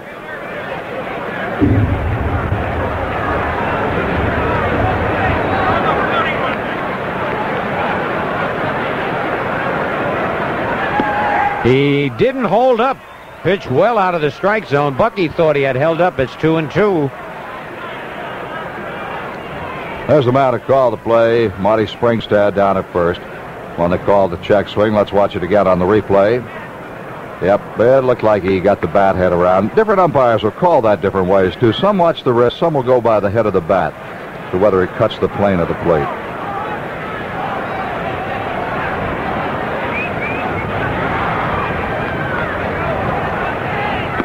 Oh, that one was right down the middle. Bucky took it. First strikeout for Drago, 1 away. First and third. And the batter will be Mickey Rivers. Mick has struck out, singled, and bounces short. He's driven in a run. Now the infield comes in. With Rivers up, a tough man to double, so they figure they might try for a play at the plate on a ground ball. There's the left side of the infield in, as is the right side. Quick look, there they are. Yankees 9, Red Sox nothing. Only in the top of the 4th. Foul, strike 1.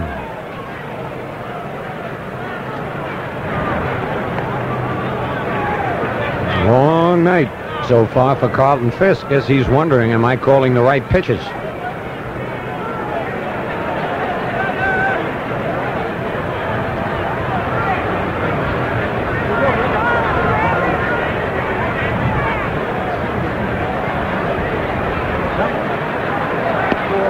One.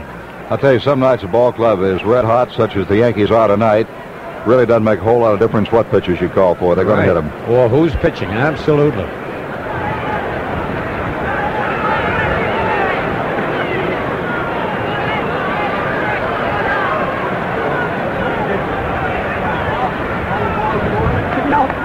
He held up. 2 balls and a strike. Tell you, this is the toughest ticket to get in the East right now. A Yankee Red Sox ticket for this 4-game series. There's Piniella at third. It'll be just as tough down in New York. Yep, White over at first. All box and reserves are sold out for the series in New York. There will be up to 10,000 bleacher and unreserved tickets put on sale tomorrow morning at 9 o'clock.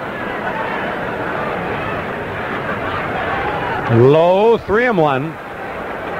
That sale starting tomorrow will be only at the stadium box office. Only at the advance window at the stadium. Dick House is saying, get a hold of one, get your pitch. You saw Dick put that hand down. Normally that would mean for White not to go, but let's wait and see. He doesn't go, and it's ball 4. The bases are loaded. Mickey Rivers might set a record for walks in a season. Bases full again, and how many times have the Yankees had the bases loaded tonight? Well, they had them loaded in the second. Several times. Yeah, several times. And in the third, and now here in the fourth. And they had them, no, they did not have them loaded in the first. Not quite. All right, Willie Randolph has reached on an error and scored, walked and singled, and driven in a run. Yankees with 9 runs on 14 base hits.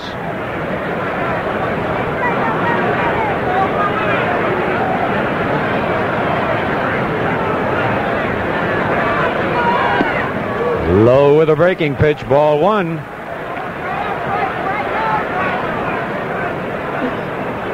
Five of the runs are charged to Torres, 4 to Hassler.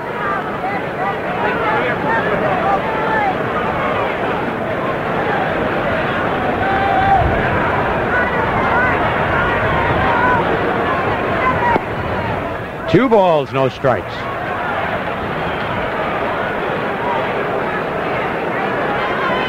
No matter where you go, they're talking about the Yankees and the Red Sox up here in Beantown. There's the spaceman again, Frank. Bill Lee, in his own world. He's been hurting a little bit lately. Yep. Got a bad shoulder.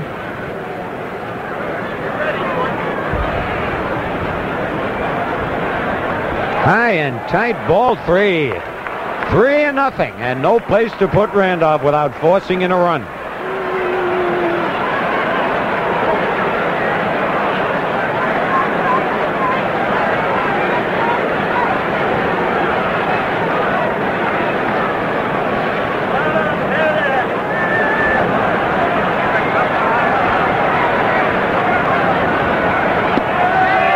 Strike 1, 3-1.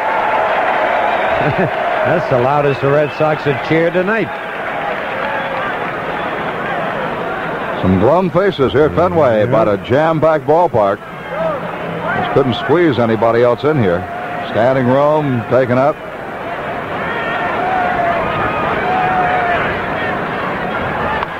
Bouncer just fouled. You saw Piniella fall down. Get out of the way.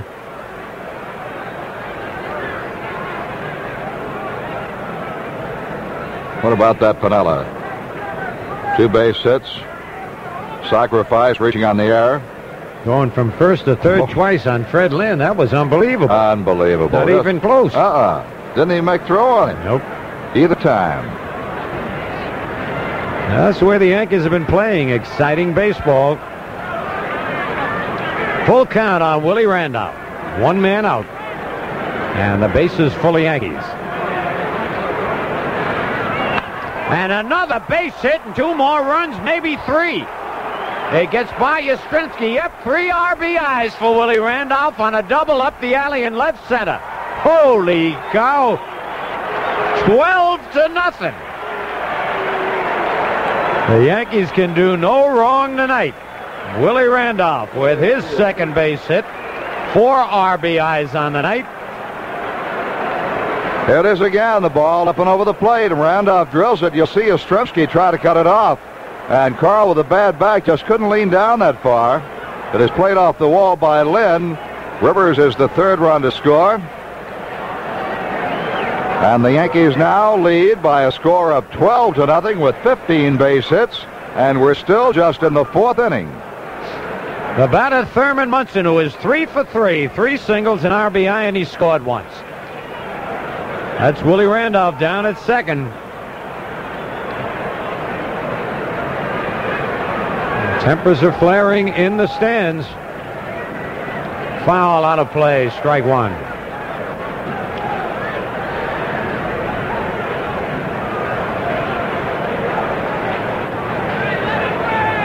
So some of the Yankee players get up and look back because that is the general area where the families of the visiting team sit here at Fenway Park.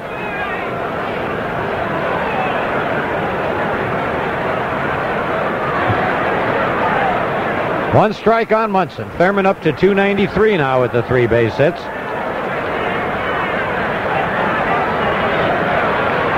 High 101. It's cool weather. Got a little swing back in Thurman Munson's bat. Well, he gave an indication last night. He drilled a ball to left field last night. You could see the swing coming back. Tonight he's hit the ball hard twice and then got the bouncer back over the mound.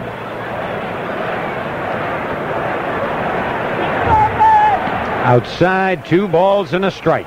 I'll tell you, being in the slump that he was here on the stretch drive was really tearing Thurman up. He was eaten up inside by it, never said anything, but he was really down on himself, the point where he couldn't sleep at nights.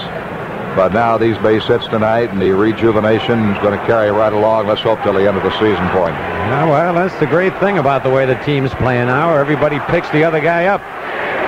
Outside, 3-1. And the fans are chanting, "We want to hit." And Craig go out there say, "Hey, what's going on?" Yankees have 15 hits already. As part of the sellout crowd.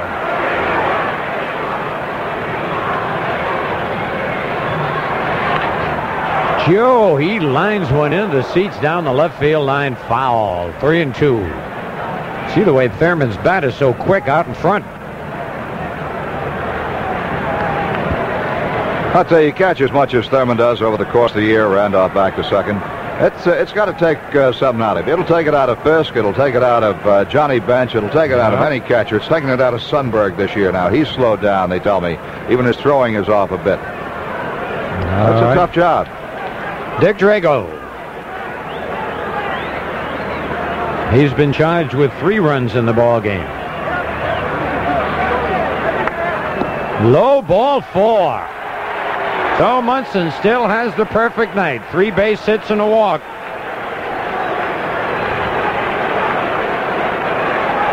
Well, I tell you, when Reggie comes up, it'll mean, Phil, that the top 4 men on the Yankee batting order have all been to the plate 4 times, once an inning. That's right. This is just the 4th inning. Reggie, who just got out of his sickbed, singled to drive in a run in the 1st inning, struck out in the 2nd, and fouled to Fisk in the 3rd.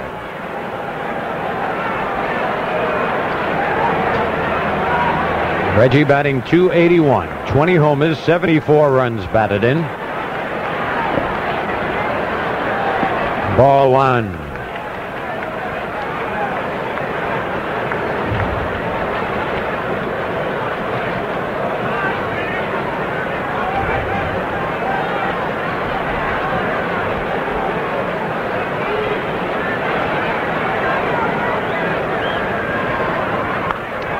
Just foul outside of first. I'll tell you something that was sort of refreshing to see. Reggie broke his bat. We got just a second here. Before the ball game, Reggie showed up. As you mentioned, he came out of the hospital this morning. And down in the training room before the ball game, Reggie was getting some heat treatment to allow him to go up there and swing the bat tonight. And Reggie, everybody knows, has been the center of quite a bit of controversy, both on and off the field. But a lot of his teammates were in there throwing towels at him, you know, and just kidding with him and just say, "Hey, big guy, you're a member of the team. You're back now. Let's go out there and get him." And just the normal byplay that is usually reserved for the, more popular guys on a team. And it had to make him feel good. I tell you, I like the way he ripped that base hit. A little slow bat in the 1st inning, but they gave him all of left field, and he took advantage of it. He did. Almost got it by Yastrzemski. Goni fast fielding held it to a single. 1-1 on Reggie Jackson. 1 out, 12-0. Yes, that's the score. Yankees 12, Red Sox nothing. And we're just in the top of the 4th inning.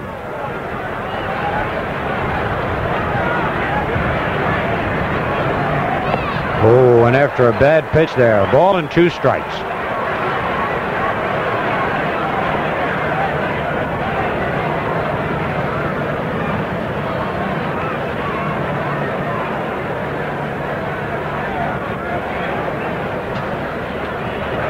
very cold night at Fenway Park.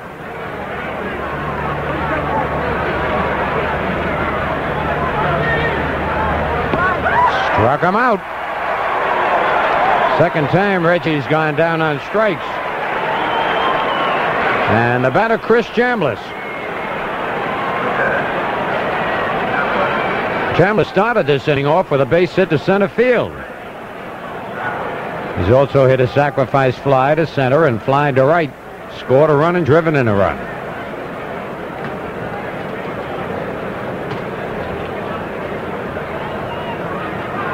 Number 30, Willie Randolph, leading off second.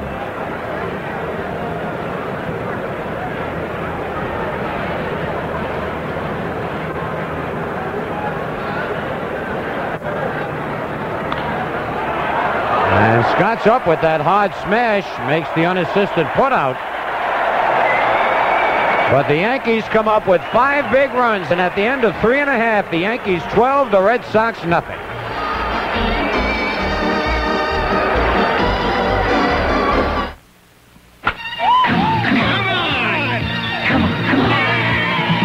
Come on, it's the Pepsi way. Come on and have a Pepsi day. You found a place to celebrate. Pepsi's cold, food is great. Come on and have a Pepsi day. You're the Pepsi generation. Pepsi Day. Independent research proves NBO will actually save you 40 to 60%. What do you think of NBO's prices? I know this label. It's at least twice as much in the city. Bargains are incredible. If I drove 50 miles to get here, it's got to be great. This corduroy suit's $55. In the shopping center, it's $95. No other store like it. National Brand Outlet, NBO. Paramus, North Plainfield, Clifton, Queens, Carl Place, Yonkers, and Westport. Responding to call. We'll come out, no matter how cold or wet or hot it happens to be, no matter what time of day or night. All you have to do is call the Con Edison emergency number in the phone book. When there's a problem with our gas, electricity, or steam, we know we've got to make the repair fast. There's no time to waste. So when you call, we go out, no matter what. At Con Edison, we're working harder to serve you better.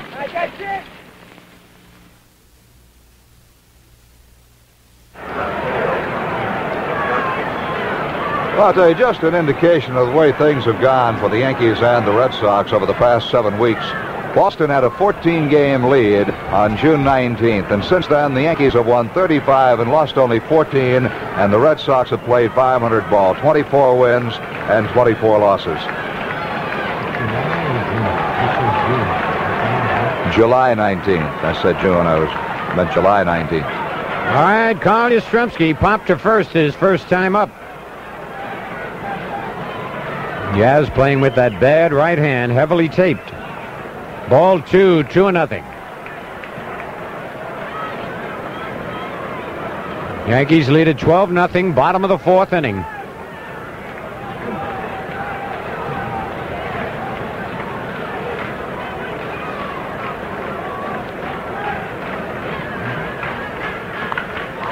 And that's lined in the right field corner, base hit off Pinella's glove.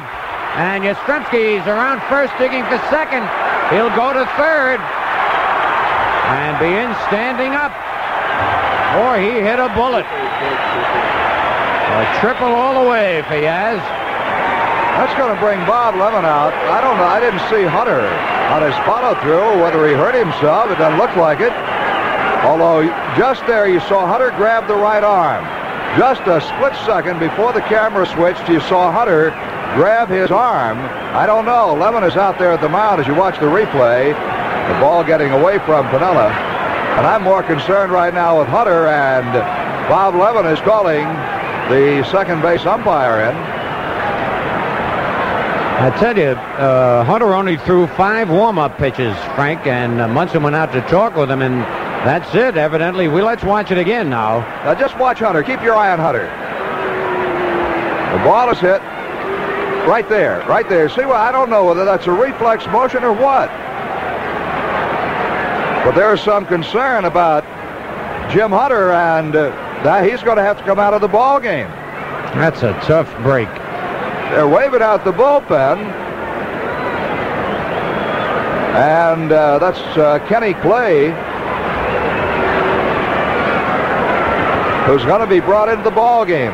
Just that split-second look there at Hunter, it looked to me, Scooter, as if he grabbed his arm. And some pitchers, when a ball is hit hard, let's watch him again.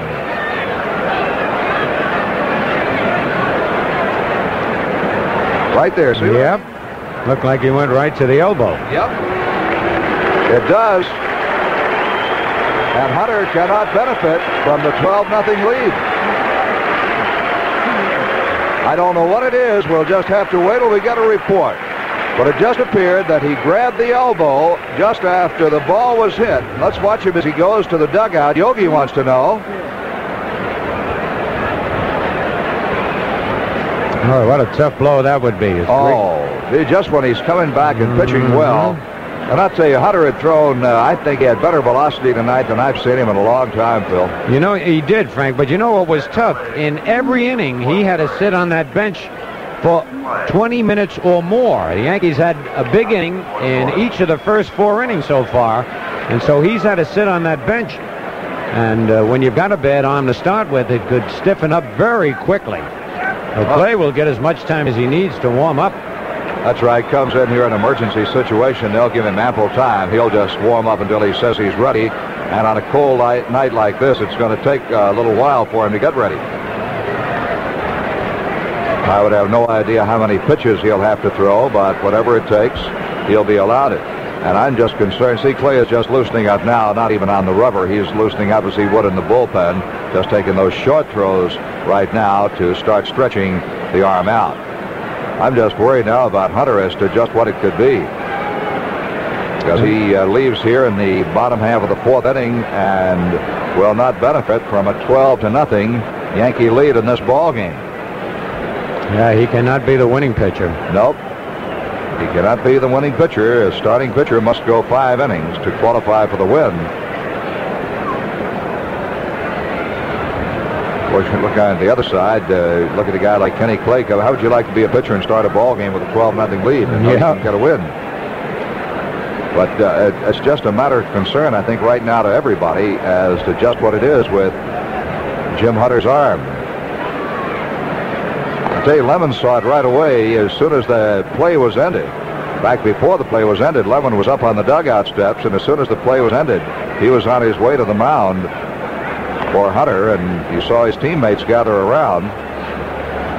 So I'm sure that we'll get a report from the Yankee clubhouse as soon as the situation has been explored down there. Well, Phil Rizzuto, certainly baseball fever reigning supreme here in Boston as it is back in New York. And with all the excitement surrounding the ball games up here in Fenway this weekend, I know there's going to be just as much excitement, if not more, back around Yankee Stadium when these clubs meet down there on the 15th, 16th, and 17th. And another word on those 3 games. Every box seat, every reserved seat positively, absolutely has been sold. But there are up to 10,000 bleacher and unreserved seats which will be put on sale. This is a change of policy. They'll be put on sale tomorrow morning at 9 o'clock to avoid congestion around the stadium on the weekend. The entire stadium, what we're saying to you, is going to be sold out in advance. That's what it amounts to. As of right now, there are roughly 10,000 seats available. They will go on sale tomorrow morning at 9 o'clock only at Yankee Stadium.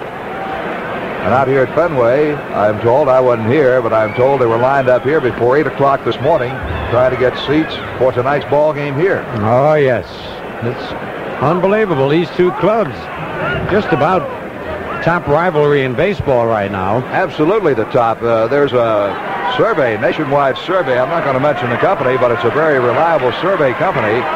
Has made a survey nationwide showing that the New York Yankees and the Boston Red Sox are now the 2 best-known baseball teams in the United States. All right. All right, here's Carlton Fisk, who doubled off the left field wall his first time up. Well, the Red Sox with a chance to get off the Schneider here. They trail 12-0, but Yastrzemski's at third with nobody out. And there's another one that's either up on the screen or off the wall. A home run on the first pitch that Kenny Clay has delivered. And it's a 12-2 ball game. Now, that's just an example. When the Yankees were leading 7-0 and Pinello went up and sacrificed, a lot of people might have thought, oh, the Yankees are pouring it on. But you can never have enough runs up here. No, you really can't. This is one of the unique ballparks. It makes it a very interesting and very exciting ballpark for the fans. Runs scored by the tons here. Let's watch the pitch from Clay. Looked like he tried to throw a straight fastball, and that's what it was. That ball hardly moved at all. Came in straight to Fisk. Yastrzemski down the line. Fisk broke as if he thought the ball would be off the wall, and then as soon as it went into the screen, just barely into the screen, he started the home run trot. All right, Brohammer takes the strike. Brohammer bounced to second his first time up. It's Yankees 12, Red Sox 2 in the bottom of the fourth inning. 1-1.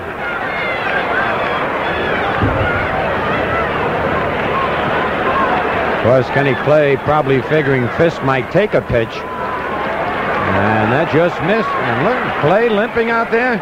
I thought his left foot. It looked like he landed the wrong way, and he's limping out there a little bit.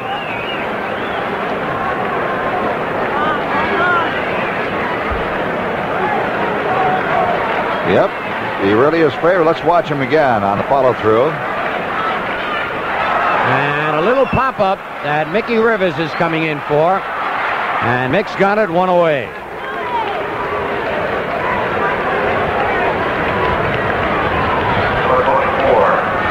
And Lemon's going to come on now because Clay is hurt. Bob Lemon's going to come on the field. Clay is hurt. No doubt he was limping out there. Strange twist of fate here. Lem. See Lem say, what happened? Now Clay's telling him, you can read lips a little bit there. Lem just said simply, what happened? I guess Clay is all right. He just slipped maybe, telling Lemon he just slipped there on the front slope of the mound. Chris Chandler's laughing about the whole thing. I tell you, no way Clay wants to come out of this game, coming into the ball game with a 12-0 lead, now 12-10. 12-2, a 10-run lead now. Dwight Evans takes a curve, low, ball one. Evans popped up to Chambliss his first time up. Bouncer to short, and Bucky Dent throws him out, 2 away.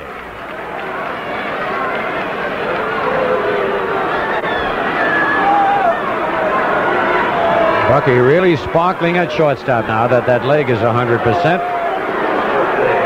Well, of course, fans remember when the Yankees came up here earlier this year, they had to play without Dent, without Randolph, without Rivers. Right, and without starting pitchers. Right. All right, the boomer, George Scott, who flied to deep right field his first time up. 2 men out. Yankees lead 12-2, bottom of the fourth.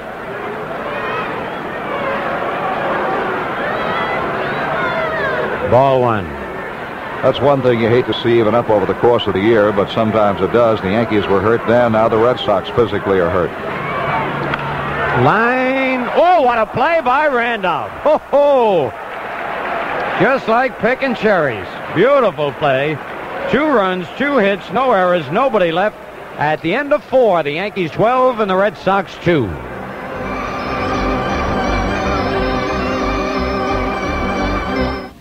Oh, doesn't anybody give you your money's worth these days? You asked for it. Your money's worth and more. The Toyota Corolla 2-door sedan, Toyota's lowest priced car. If you can find a better built small car than Toyota, buy it. We bet you can. Because Toyotas are built with the economy and reliability you're asking for. Now's the time to see how much satisfaction you can get for your money. Finally, I'm getting my money's worth. More. You asked for it, you got it, Toyota. You know, a lot of people think Billy and I argue all the time. Actually, we agree on just about everything, right, Bill? Yeah, you betcha, George. We even drink the same beer. Light beer from Miller's. Light's got 1/3 less calories than the regular beer, and it's less filling. And the best thing is it tastes so great. No, George, the best thing is less filling. No, Bill, it tastes great.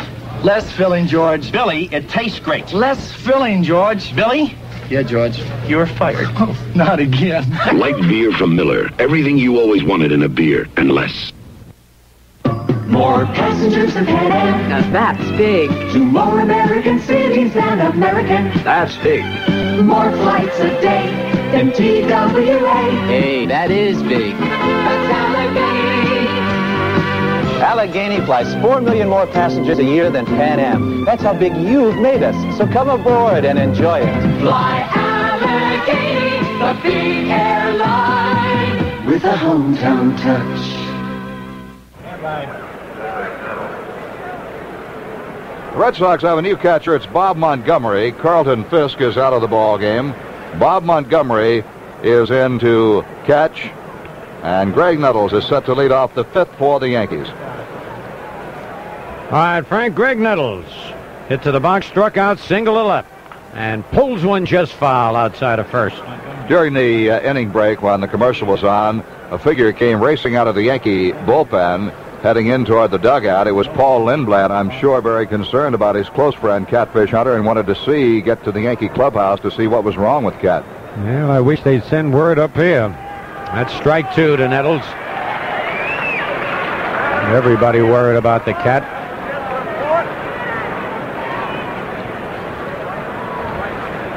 (12-2), the Yankees lead at top of the fifth. 1 ball, 2 strikes. Dick Drago, third Red Sox pitcher. Mike Torres started, Andy Hassler, and now Drago. Scored 5 off Torres, 4 off Hassler, 3 off Drago.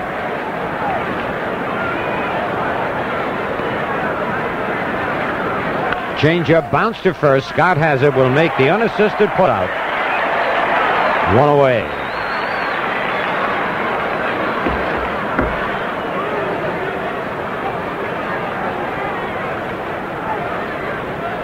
That'll bring up Lou Piniella. Lou is 2 for 2, a single, a double, and a sacrifice, and has scored 3 times in the ball game.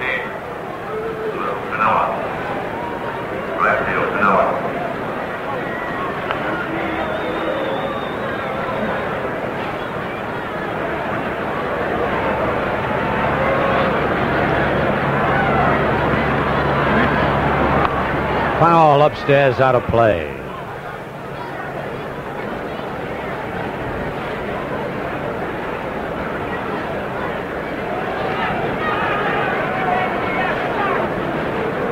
And Drago wants a new baseball. You know, you watch this ball game, the Yankees with a 12-2 lead. If the Yankees win this game, just imagine the pressure it's going to take off the shoulders of Jim Beattie, tomorrow night's starter.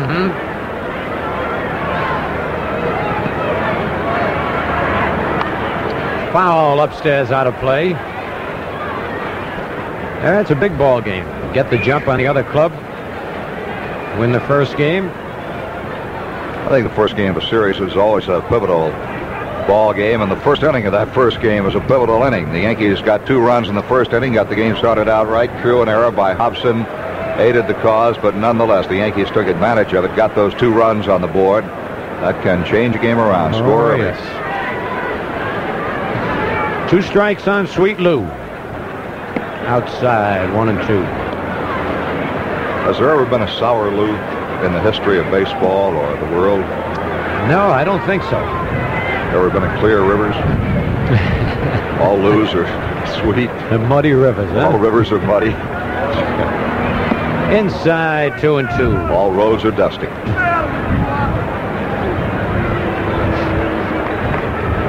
One out, nobody on.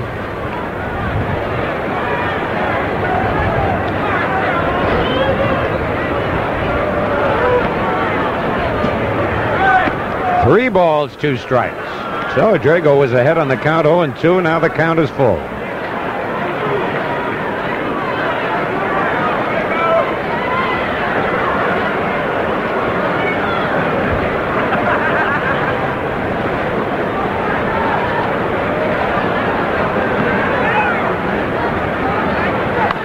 That'll be out of play. You know, it's interesting to watch different pitchers, Phil. Drago had 2 strikes on Piniella, started nibbling, went to a full count. He may walk, he may strike him out. Lou may get a base hit. But a lot of pitchers will do that. They'll get those 2 quick strikes and then nibble till they work themselves back into a hole again. Other pitchers may nibble once and then come right back and challenge. Right.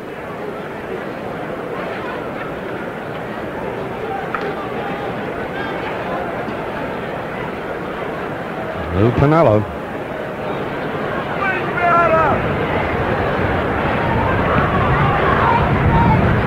And he popped him up.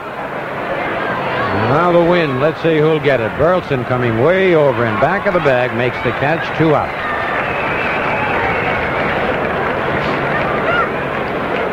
Watch it again. He sort of hung that one up there, and Lou got it more on the handle. Didn't get it on the good wood of the bat. That wind is really a factor. And Burleson tippy-toeing out there. He knew it was close to that bag. He wasn't sure where it was. All right, Roy White is 3 for 3. 3 singles, 2 RBIs, and he scored 3 times in the game.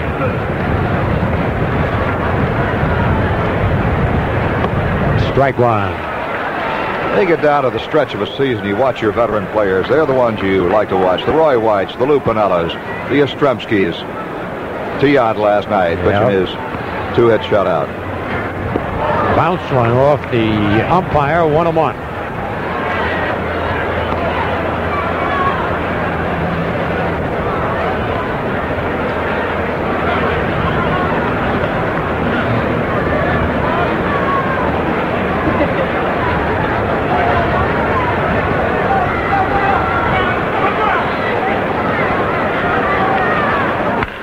Line to right field. Evans started in, but goes back and one-hands it.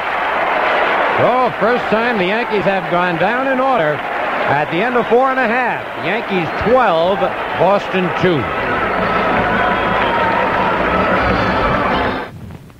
Mr. Summers, this gentleman would like to apply for a loan. I just need a little information. Right, I have that right here. Now, here's an honorable discharge I got from the Coast Guard. That's me up there in the corner. Now, here's a letter of recommendation I got from a high school gym teacher. Sir, hello. How are you? Sir, we don't need your life story for a loan. Oh, we make over 2,000 loans a week. And if you have a checking and savings account with Manufacturers Hanover, we give you up to 0.5% off your yearly interest rate. Well, I can save money while I'm borrowing money. Manufacturers Hanover. It's banking the way you want it to be. Hi, William B. reminding you it's Herman's annual ski warehouse sale for 3 days only, Friday, Saturday, and Sunday at 3 special locations in New Jersey, Westchester, and Long Island. Unbelievable savings on skis, poles, boots, parkas, accessories. Famous names like Rossignol, Head, Hart, K2, and White Stag. This Friday, Saturday, and Sunday in New Jersey, Long Island, and Westchester. It's Herman's annual ski warehouse sale. Don't you dare miss it. A college education should include music appreciation.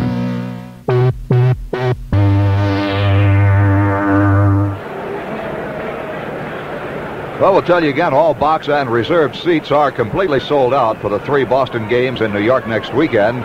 However, for this series only, close to 10,000 reserved general admission and unreserved bleacher tickets for each of these Red Sox games will be sold in advance at the stadium box office only beginning tomorrow morning from 9 to 5 daily, 10 to 5 on Sunday.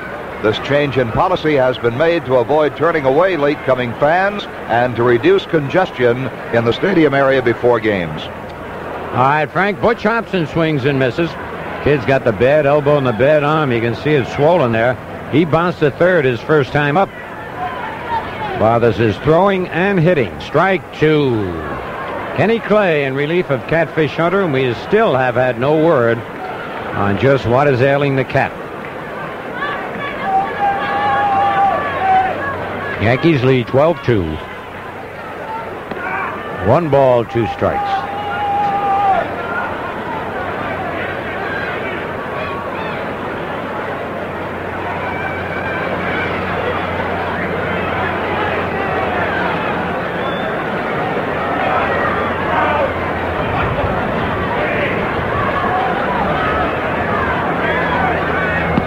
Strike 3. Hobson caught looking. Kenny Clay picks up his first strikeout. Catfish had 1 while he was in there. Rick Burleson double to left in the first inning, and then popped one to shallow left field. Bucky Dent made a fine running catch on it.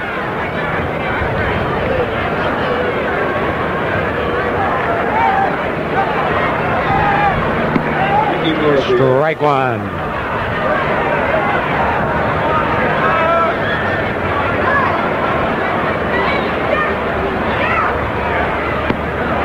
One on one.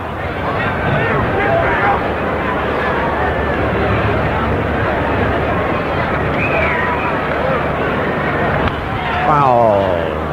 Towards the Yankee dugout, strike two. Yankees have been waiting quite a while for Kenny Clay to blossom, Frank.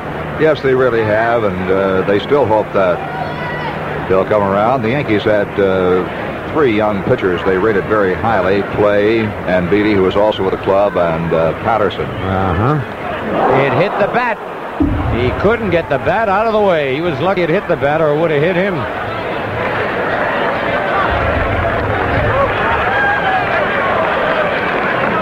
There it is. It hit the bat.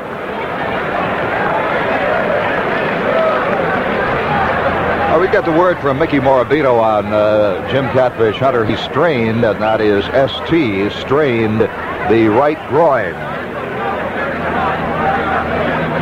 All right, at least nothing happened to the arm. No, when I saw him grab the elbow or grab the arm there, I thought it was his arm, but it is not the arm. It is the right groin that he strained. And that's from getting cool in that dugout.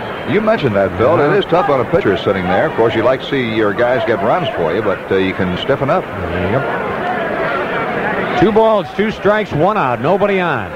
We're in the bottom of the 5th at Fenway Park. And a base hit to right center field. Mickey Rivers over and up with it. Burleson is now 2 for 3.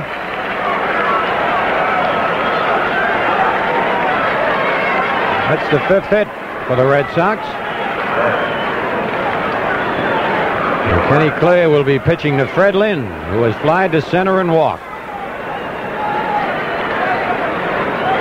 Lynn batting .297, 20 homers, 67 runs batted in. And ready to bunt. High ball 1. Chandler's down at first base. You can see playing behind the base runner, Burleson. He's going to try to drag that bunt for a base hit.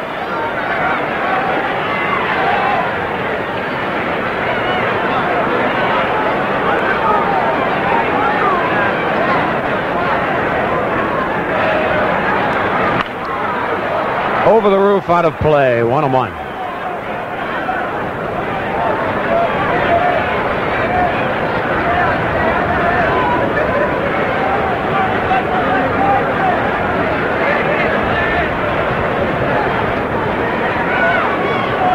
Ball game over 2 hours old. We're just in the 5th inning. Foul tip off the Mass. 1 ball, 2 strikes.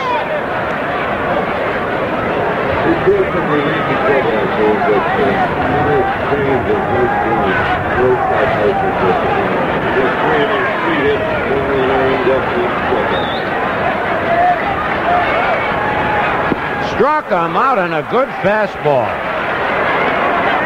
Second strikeout for Kenny Clay. Let's watch that pitch again. That fastball tailing away from the left-hand hitter. That's when your fastball is moving well. When a right-hand pitcher can tail that fastball away from the left-hand hitter, he's going to win some ball games. Oh, that's a great pitch.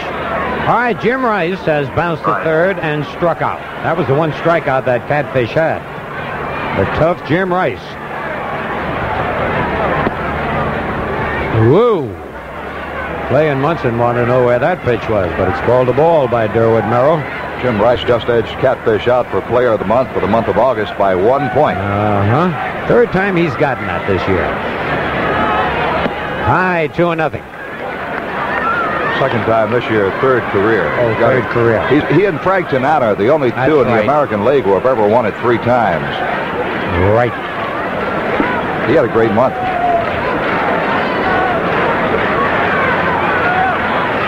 Ball 3, 3-0. I tell you, Rice played 29 games in the month of August, batted .379. He had 47 hits, 12 homers, 33 runs batted in, 93 total bases, and a .750 slugging percentage. Not bad. And there's the strike, 3-1.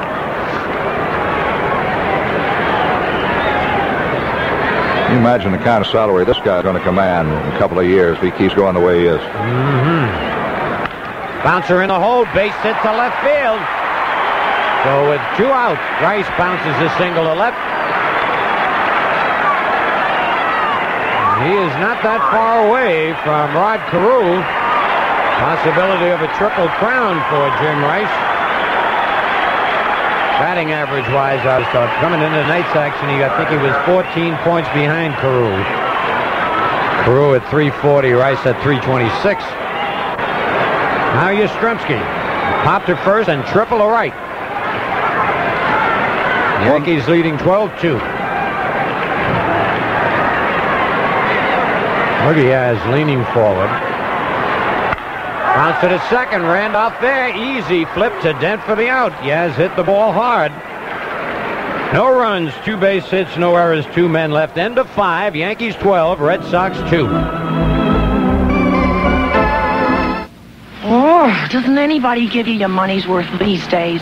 You asked for it. Your money's worth and more. The Toyota Corolla 2-door sedan. Toyota's lowest price car. If you can find a better built small car than Toyota, buy it. We bet you can't. Because Toyotas are built with the economy and reliability you're asking for. Now's the time to see how much satisfaction you can get for your money. Finally, I'm getting my money's worth. More. You asked for it, you got it, Toyota. Hi, I'm Lou Piniella. Whenever I have a minute, I like to find out what's happening in other sports, so I call Sports Phone. 999-1313. That's 999-1313. It's fast and it's first with news about all sports. Hey, they won! Gotta go now. If you can't get to the game, get to the phone. Sports Phone. 999-1313. My old buddy Jim was a great umpire. He was quick on his feet. He's got eyes like an eagle. I'm still quick because I don't get filled up. I drink light beer from Miller. Light tastes great. It's less filling. It's got a... What's it say? Here you go, Jim. Try those. Oh, yeah. A third less calories than a regular beer. Hey, you're Boog Powell. Hey. Light beer from Miller. Everything you always wanted in a beer and less. Well, through 5 innings, the Yankees show 12 runs, 15 hits, no errors. The Red Sox 2 runs, 6 hits, and 2 errors. We'll have tomorrow night's game for you at 7:30 here on 11 Alive. It'll be Jim Beattie against Jim Wright. The Jim Dandy ball game. Yep, that's for sure. Bucky Dent has singled. He's driven in 2 runs, scored a run. He's hit to the box and struck out. Line base hit right center, and that's going to be extra bases. Rolling to the track. They collide out there, and Bucky's going to go to third. Now this is something. And Bucky is in, standing up with a triple as Evans and Lynn collided out there, trying to field that ball. That's Bucky's first triple of the year. Pitch out over the plate again from Drago.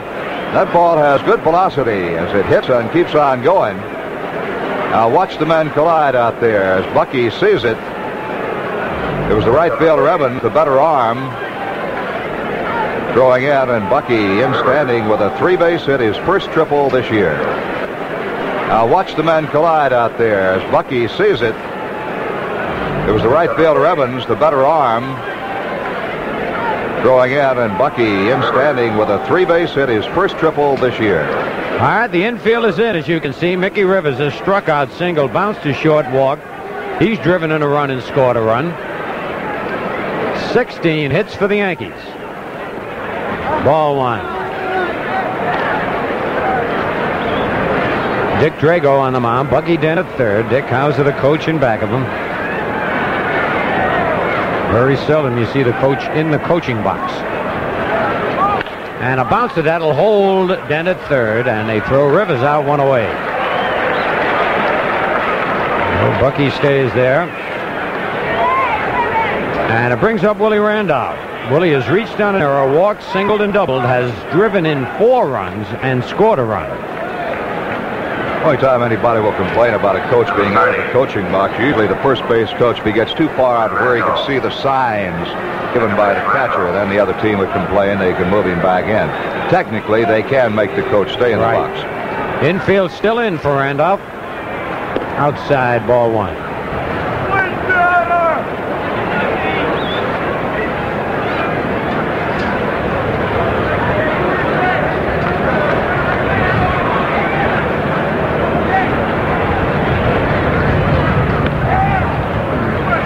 Strike 1-1.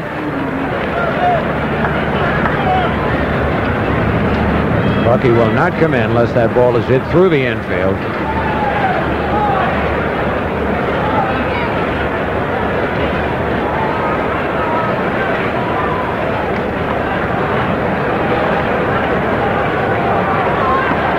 High and away, 2-1.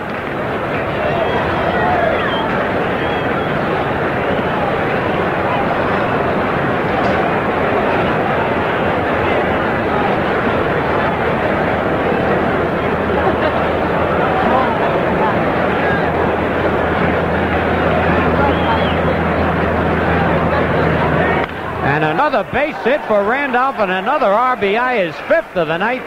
The Yankees lead 13-2. Willie Randolph having a big, big night. Let's watch the pitch to him again. Pitch is tailing down and in, and he rips it to left field. I've got to feel sure this is the first 5 RBI night in his career for Willie Randolph. Yep. I mean, how many guys have a 5 RBI night, period? All right, Thurman Munson is 3 for 3 with an RBI and a run scored. Thurman has 3 singles and a walk.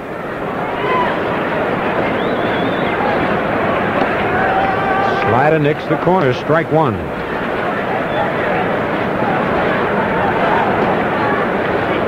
Yankees 13, Red Sox 2. 17 hits for the Yankees. Foul out of play.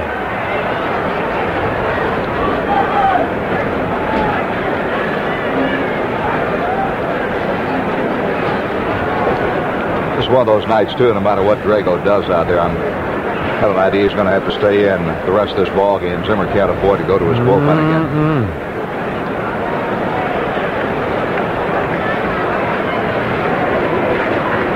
Look out. Hitting right in the helmet. Thurman is down. Oh, man, it's hit him so hard it almost sounded like it hit the bat, but that hit him solidly. Herman Schneider quickly out there pushing everybody away to kneel down over Munson. Even the Red Sox down there over him. Drago, number 41, the catcher Montgomery. Fortunately, the helmet took the brunt of that pitch. A lot of times when you duck, the helmet falls off, and then you hit on the head with no protection. And Bob Lemon signaled he wants another catcher from the bullpen. He'll have somebody come in, pick up Thurman's run for him, and then catch. There's Cliff Johnson, number 41. And that's Mike Heath coming in from the bullpen right there. Mike Heath will come in, obviously, to run for Thurman and stay in the ball game to catch. Well, Thurman is moving, thank God. Well, I tell you, Schneider's playing it just the right way. It's like the Red Sox trainer is. Oh, maybe that's a doctor out there. I don't know who it is. Schneider played it very cool as he pushed everybody away and didn't let Munson move. There's Dwight Evans. He knows what it's like. Dwight Evans just a couple of weeks ago was hit on the head with a pitch in a ball game. Wound up in the hospital, and thankfully he was not seriously hurt. And as Thurman starts to move down there around the plate and sits up, you could hear the fans applauding. Gene Michael, his close buddy, number 33, the Yankee first base coach, leaning over him. And the other gentleman down there, I really don't know. It could be the Red Sox team doctor, checking Thurman's eyes. Thurman is chewing on the chewing gum. You see his jaw moving there. And now very gingerly testing to see where it was. You look over toward the Yankee dugout. the left side of your screen was Mike Heath, who will come into the ball game. There's no doubt Thurman will be taken for precautionary X-rays. Oh yes, feel sure. I was hit 3 times, Frank, and I know the feeling. It's you also know the value of that batting helmet, because right. I know that you were the first player in the American League to wear it. Let's watch Thurman now. He's up, and of course will come out of the ball game, but walking off under his own power, and looked like he turned around. I'm sure Drago, the ball got away from Drago, and Drago, one of the first ones down there, came off the mound, leaning over Thurman. Munson, and that gentleman right there with the tie and the short sleeves, I really don't know who it is. My guess is he could be the Red Sox doctor or a doctor in attendance. We are told now it is Dr. Pappas of the Red Sox team physician, Dr. Pappas.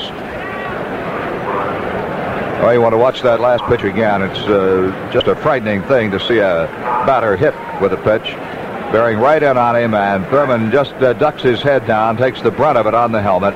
You saw the helmet sail off, but you thank God for the batting helmets, because they have prevented just serious injury so many times. All right, Cliff Johnson is batting for Reggie Jackson with runners at first and second, 1 out, and the Yankees leading 13-2. It's a shame you can't enjoy the 11-run lead by the Yankees when you're worrying about Catfish Hunter and Thurman Munson. Heath, incidentally, did go down to first base to run for Munson. Right.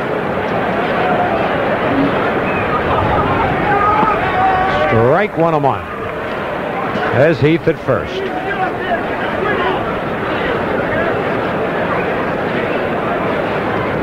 Down at second, Willie Randolph. Been on base 5 times in this ball game, Mr. Randolph. High 2-1.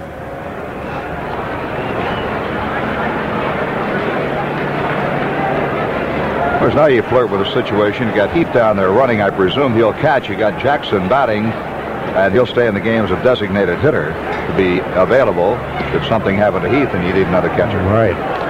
3 balls and a strike now on Big Cliff Johnson. The Yankees 13, Boston 2.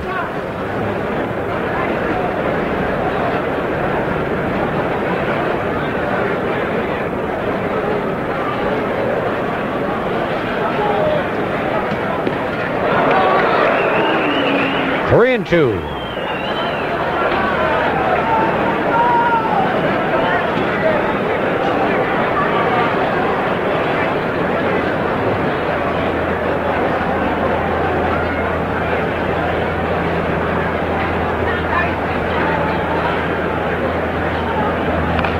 Foul out of play.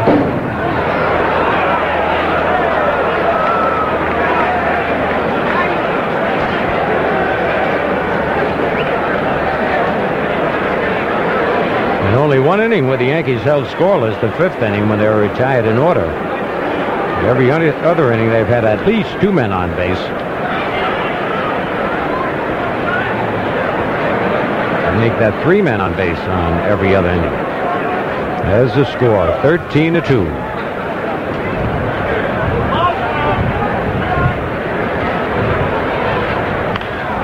High pop-up. And Burleson, the shortstop, has it for the second out. Randolph stays at second. Heath at first. Number 10. And Chris Chambliss. Chris has hit a sacrifice fly. Fly to right, single to center, and bounced out to first.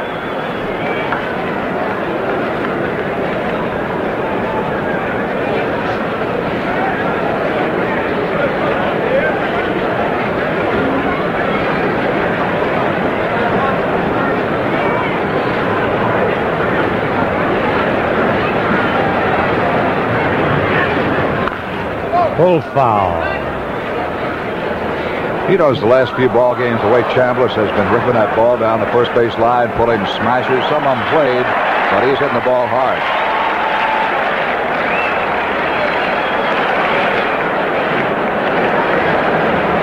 He's getting that second wind. Good time.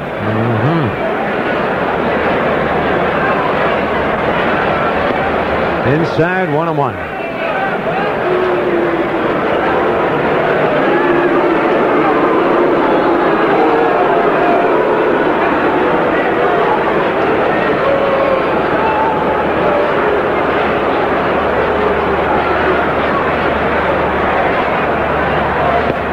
Strike 2.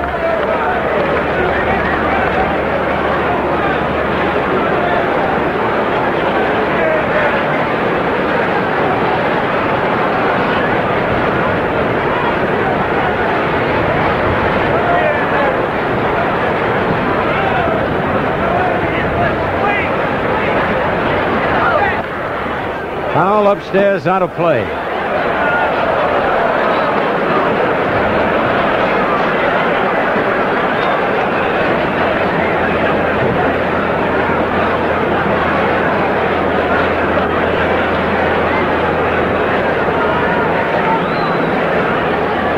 Runners at first and second, 2 men out.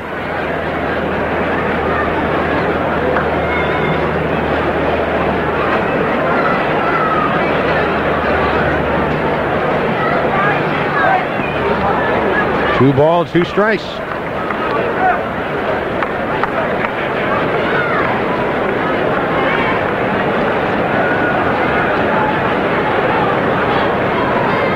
Yankees 13, the Red Sox 2 in the top of the 6th.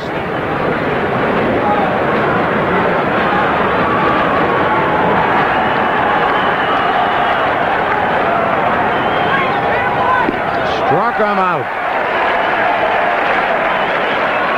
So the Yankees pick up a run on 2 base hits, no errors, and 2 men left. At the end of 5 1/2, Yankees 13, the Red Sox 2.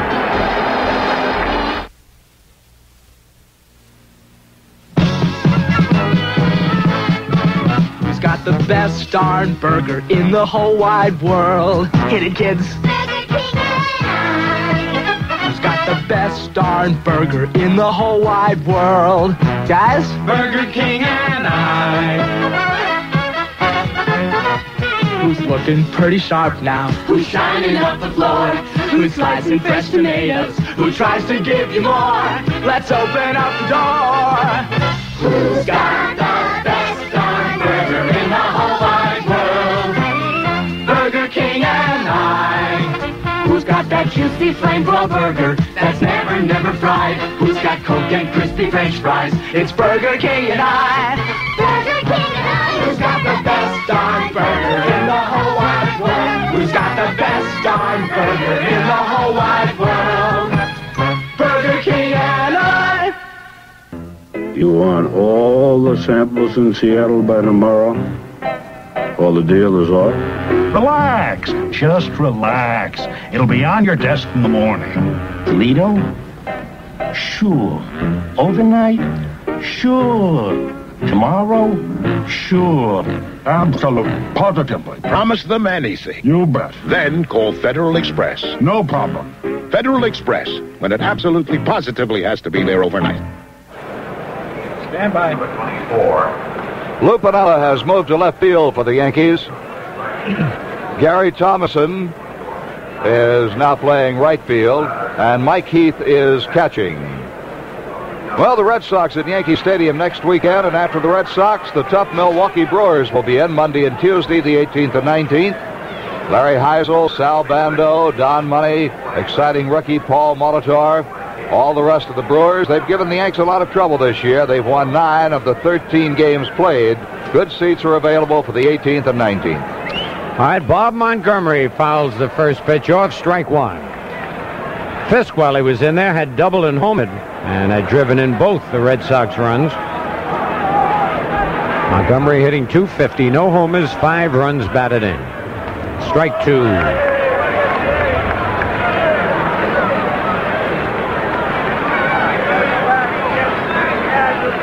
Well, the ball players getting a rest now with 3 big games to go in this series. Foul down the right side, back into the crowd. Of course, it can work both ways. Team way behind like the Red Sox. Zimmer will rest a ball player like Fisk, click him out, put Montgomery in there to catch. And, of course, Bob Lemon able to rest some of his players shifting around here. And, unfortunately, Munson had to leave, hit by the pitch.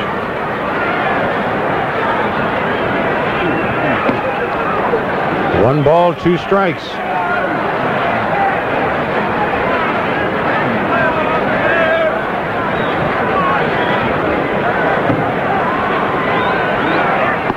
Two and two. I know, Scooter, you must remember the game a few years ago up here at Fenway. Mel Stottlemyre pitching for the Yankees. They had an 8 or 9 run lead. And Dick Williams had taken all of his regulars out, sent them home to rest them, and all of a sudden the Red Sox came back, and they won that ball. Yep. Struck him out. I'll never forget, they came up with the go-ahead run, tying and go-ahead runs on base, and Yastrzemski's spot in the batting order was up. We were just getting ready to chuckle just a little bit. You watch this last pitch, moving in on him and struck him out. But John Kennedy, as I recall, batted down and drove in the winning runs in that ball game, so you never know.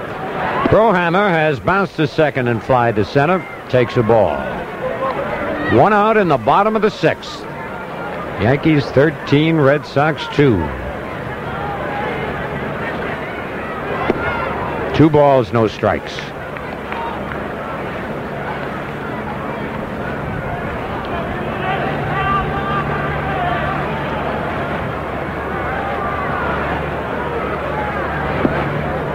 Three and 0.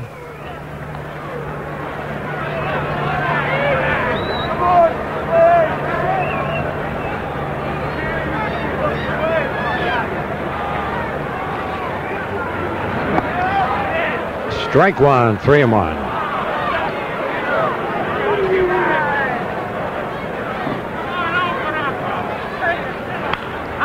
Popped him up. Piniella coming in. And Lou makes the catch, 2 away.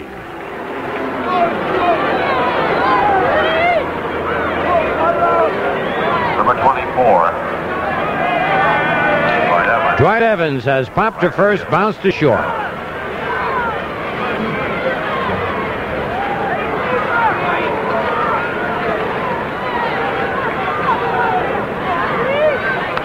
Foul, out of play, strike one.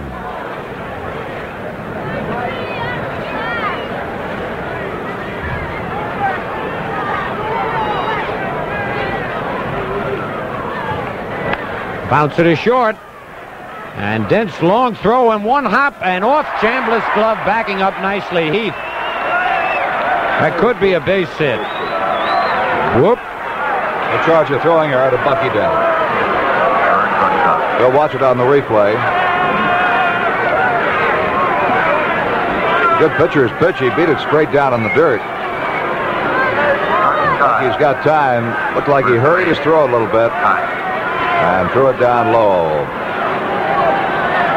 Ball kicked off the heel of the glove. All right, so with 2 out, Evans on first with the error, and George Scott fly to right, bounce to Willie Randolph.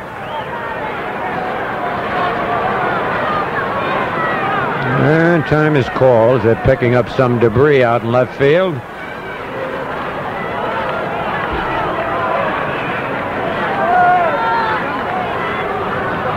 Unfortunately, it was a bottle. Ooh. Lou Piniella went over and picked it up, threw it to the umpire. And it shattered. You see him pick up the pieces of it out there. I saw it glinting. I had to wonder. I put the glasses down there, and they put the shards of glass in the hands of the bat boy to carry off the field. All right, 2 men out.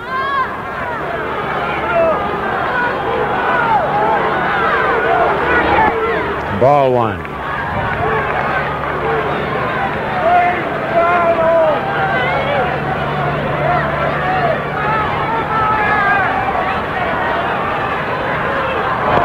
Almost a wild pitch. Good block by Heath. 2-0.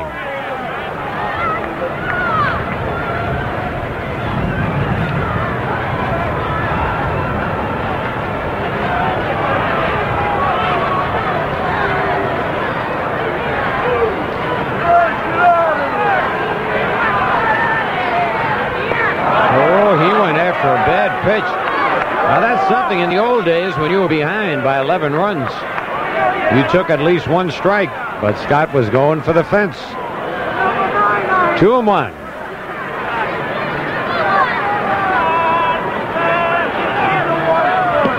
And again down low. He went after it. 2-2. Fans getting a little upset with the boomer. And now Mickey Rivers is going to have to go out and retrieve something in center field. And another bottle. It is a bottle. There it is. That's exactly. It looks like a... There's a glass bottle, obviously. It might have been a booze bottle. Relay from Pinella. Exactly what was out in left field, and Pinella picked it up. When he flipped it, it hit on the dirt and shattered. Well, looks like the Yankees are going to have to start wearing their helmets out on the field.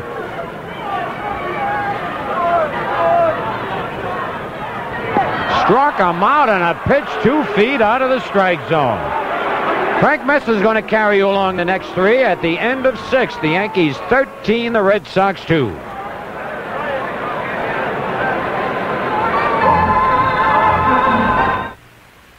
The Quintrix 2 color picture tube from Panasonic brings you a very lifelike picture. Because Quintrix 2 is our inline picture tube with an extra pre-focus lens that concentrates and focuses the electron beam to bring you Panasonic's sharpest picture ever. So lifelike, you may even feel you're part of the picture. Quintrix 2, one more reason Panasonic is just slightly ahead of our time. A week ago, they were strangers. Oh, your husband once told somebody I was a psychopath. You think he could be right? An hour ago, they were lovers. This isn't what you want, not really. Maybe it is. Now, they are targets. You call the cops, they'll nail you, they'll nail John, they'll take your kid away. Who'll Stop the Rain? Starring Nick Nolte, Tuesday Weld, Michael Moriarty. Now at select area theaters. Check available newspapers. Through 6 innings of play, the Yankees 13 runs, 17 hits, 1 error. The Red Sox 2 runs, 6 hits, and 2 errors. Greg Nettles, Lou Pinella, and Gary Thomason will be up for the Yankees. Number 38, Gary Hancock. Now in left field,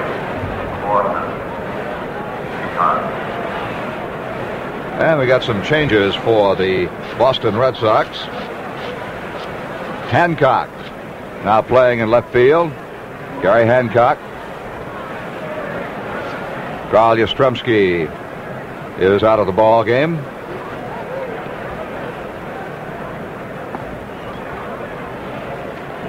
Greg Nettles has 1 for 4 tonight. He has scored a run.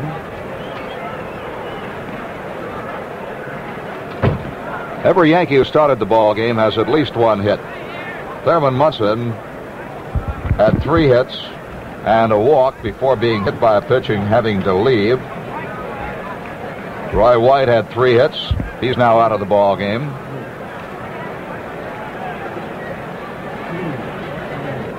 Strangely enough, everybody but Nettles and Pinella have driven in runs for the Yankees.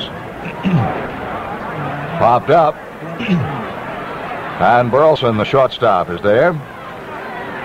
I say strangely enough, if you say everybody in the club at 2 guys driven in runs, I think Nettles and Pinella might be the last 2 you'd think of to be blanked in that respect. Pinella's been scoring them tonight. He's scored 3 times. 2 base hits, reached on an error, and popped up. He is 2 for 3, actually. When he reached on the error, he was credited with a sacrifice. Word from the Yankee clubhouse, Munson is all right. He never lost consciousness, and he'll probably be in there tomorrow. Here is tonight's attendance. 34,100. There is Bill Campbell. 119. It'll be right against Bill Campbell up in the bullpen. Just got to report the background, Frank, on Thurman Munson. He is all right. He never lost consciousness, and he will probably play tomorrow against Jim Wright. All right, Bill, that's good news. 1-0 pitch to Lou, and he fouls it off. 1 ball and 1 strike on Pinella. The paid attendance tonight, 34,199. 34,199. The Yankees with a 13-2 lead. Jim Beattie pitches tomorrow night for the Yankees. Jim Wright for the Bo Sox will be out at 7:30 right here on 11 Alive.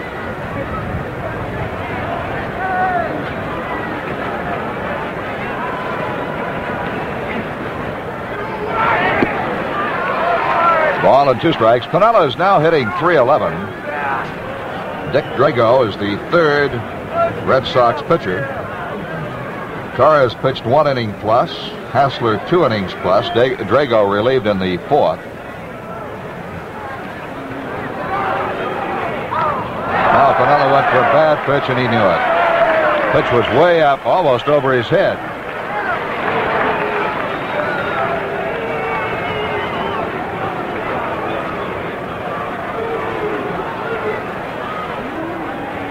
That is the 4th strikeout for Drago. And Gary Thomason will be up for the first time. Thomason is hitting .228, 8 homers, 34 runs batted in.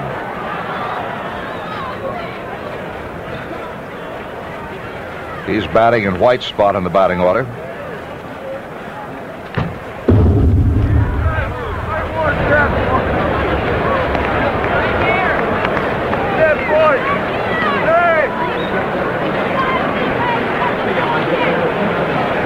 There's the story on Thurman Munson. We have a bit of a footnote to that story, too, for you. The big news is Thurman is all right. We understand from Mickey Morabito that the pitch did not hit his helmet. Now, I couldn't tell that on our original or replay. It looked like it hit the helmet, but it hit underneath the bill of the helmet and hit him flush on the forehead. It hit him flush on the head, did not hit the helmet, but he never lost consciousness and is all right. It's 1-2.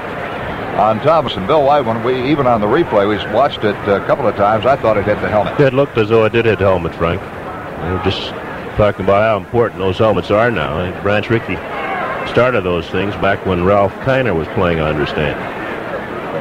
Pittsburgh Pirates. 2 balls and 2 strikes. I know Branch Rickey brought him into the game, and we were talking a little while ago.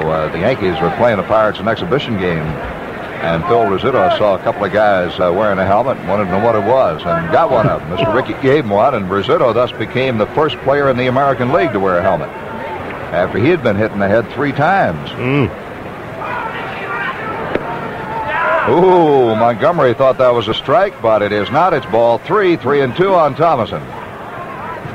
Well, they popped me once. This is a breaking ball that Gary started to swing at and held up.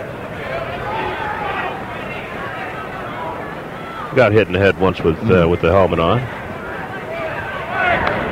Fouled it back. Splattered the helmet. Stayed in the ball game. Stole a base. Do you know what you were doing? Yep. Trying to get to the second base. Make him pay for me getting hit in the head. Did you? Nope, didn't get to him. He got out of the way. Yep. He knew it too, didn't he? Yes, he did. Uh-huh. I think it was Bill Massacre with Pittsburgh. Is that right? It was my fault I got hit, but I wanted to blame somebody else anyway. Lost the ball. Normally you don't get hit. If you see the ball quickly enough, you get out of the way. Thomason fouls it back, stays alive, 3-2. Of course, then you knew that with the count, no balls, 2 strikes, you were subject to be decked. So you just start falling. Hang loose, huh? Yep.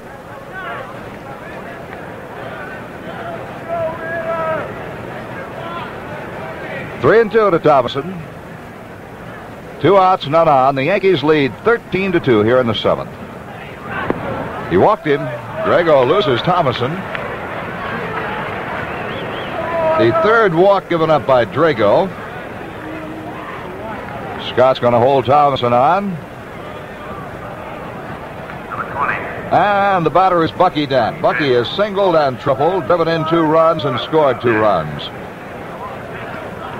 Chokes up, goes down on the crouch. Check swings, a foul up into the seats on the right side.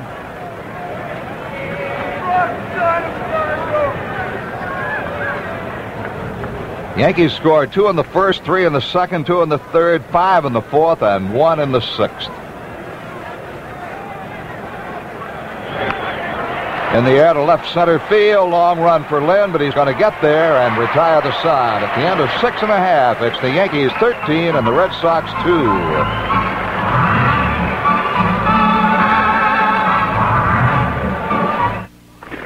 I won't get stuck like this again. Next time, I want a car that gives me my money's worth. You asked for it. Your money's worth and more. The Toyota Celica. If you can find a better built small car than Toyota, buy it. We bet you can. Because Toyotas are built for comfort, durability, and performance. Now's the time to see how much satisfaction you can get for your money. Finally, I'll get my money's worth. More. You asked for it, you got it, Toyota. Here's our Toyota dealer of the day, Bob Crabtree of Crabtree Toyota in New Rochelle, New York. You asked for it? Crabtree Toyota's got it. The Toronto Blue Jays will be at the stadium on September 26th, 27th, and 28th. Then the Yankees close out the season hosting the Cleveland Indians the weekend of September 29th. Those games are Friday, September 29th, Saturday the 30th, Fan Appreciation Day also, and you'll get that nice-looking mug. And the final game of the season on Sunday, October 1st. So you better get your tickets now.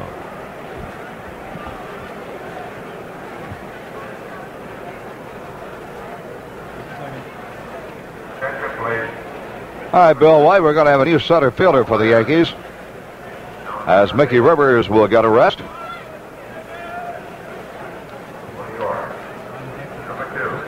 Paul Blair, there he is, out in center field, as Rivers will sit out the rest of this one. So we have a completely different outfield now from start of the game. Piniella started the game in right. He is now in left. Blair is in center, and Thomason is in right. Butch Hobson will lead off the bottom half of the seventh. Clay throws one past Heath and everybody. Hobson has grounded out to third and been called out on strikes. If you join us late in the ball game, we got a lot of things to talk about in the waning innings. Other than the score, that's ball two. The Yankees lost starting pitcher Catfish Hunter, who pulled his right groin and had to leave the ball game in the fourth. Thurman Munson hit in the forehead by a pitch and had to leave the ball game. There's no further report on Cat, but Munson is said to be all right, never lost consciousness, and should be able to catch tomorrow. That's a strike on the inside corner. It's ball and 2 strikes. He must foul tip that first pitch at bat. That one's out of play. Well, if Catfish had to be injured, Frank, you're certainly glad it's not the shoulder that's given him so much trouble over the last couple of years. I'll tell you what, he threw that pitch to Yastrzemski, who tripled, and just before the camera moved to pick up the ball, it looked like Cat grabbed his arm, and I was afraid it was his arm, but it turned out to be the groin. I doubt if that's playable. He's going to try it. Nope. On the screen. The other Yankee players who left the ball game just left for a rest. Rivers, White, Reggie Jackson, who was the designated hitter, then replaced by Cliff Johnson. 1-2 pitch. That's a base hit. Boy, Nettles really went up, but he couldn't reach it. Piniella has trouble with the ball, and that'll be an extra base for Hobson. Pinella's throws over everybody's head, but Chambliss ran it down. Single and an error charge to Piniella. Single and an error by Piniella. Here's again, the ball is right up there. Hobson getting around on it. He doesn't normally pull a ball, but he pulled this one over Nettles' head. Piniella tried to backhand there, kicked it.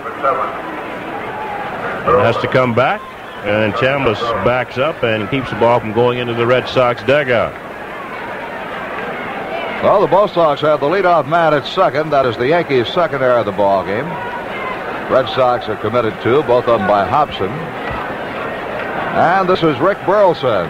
He has doubled and singled and been robbed of another hit on a great catch by Bucky Dent. Strike one. Kenny Clay came into pitch in the fourth inning after Cat had worked to one man. Oh, off the roof.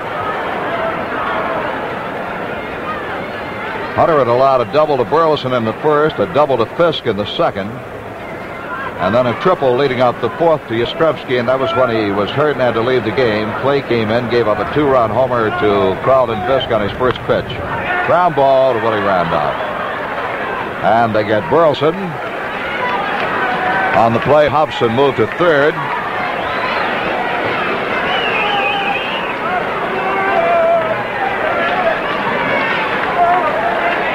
And the batter is Fred Lynn. Lynn has flied to center, walked and struck out. Down a straight back. Lynn is hitting .296.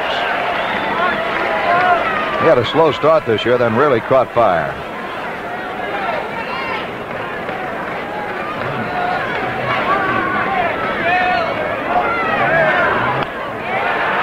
Randolph again. A close ball game. He'd have come home with that when the run scores as Lynn is thrown out. That'd been the tying run. Randolph would have fired that ball home. They might have had Hobson. Well, of course, probably the infield would have been in had it been that kind of ball game. But Willie had an idea. You really hate to give up a run, but with the score the way it is, Frank, Yankees leading by so many runs, as you mentioned, you make the sure out.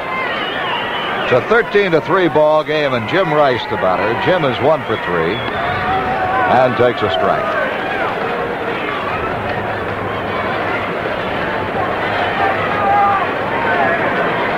Awesome hitter.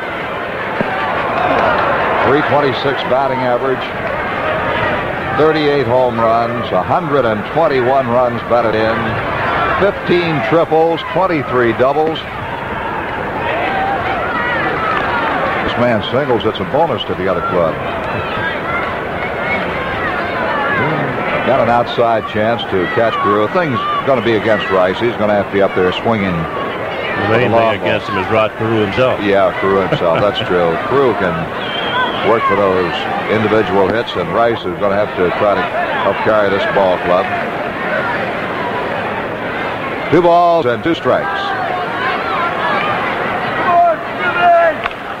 Right back to Kenny Clay, who fields it neatly, flips it over to Chambliss, and that retires the side. 1 run, 1 hit, 1 error. At the end of 7, it's the Yankees 13 and the Red Sox 3.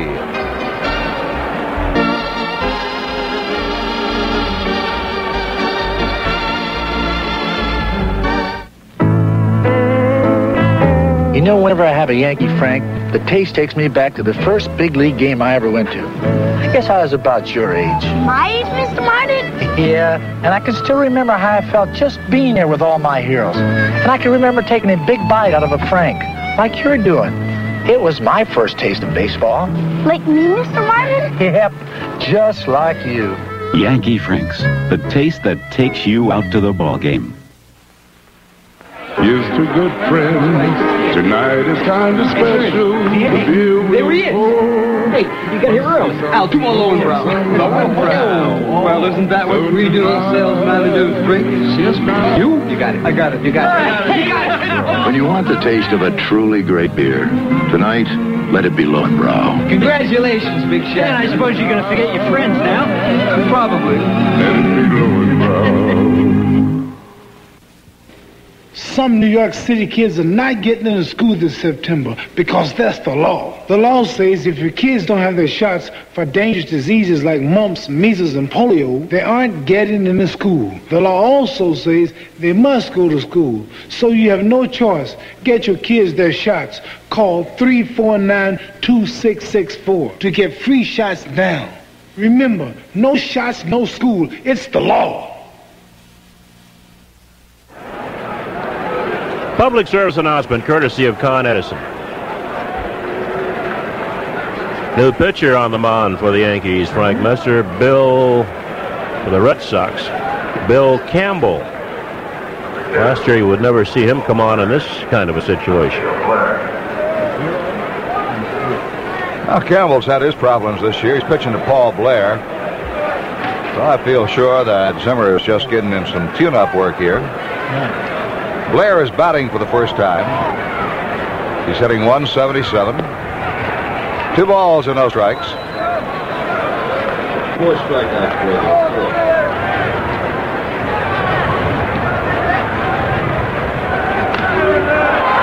Puts the curveball into center, and Lynn should have it. 1 out here in the top of the 8th. The Yankees are leading 13-3.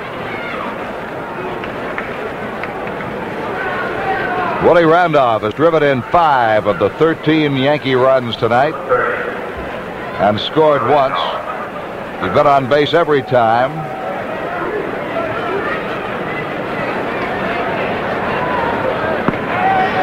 Strike 1. Randolph has reached on an error, walked, singled, doubled, and singled again. 5 runs batted in on the night. It's in there for a called strike. It's 0-2 on Randolph.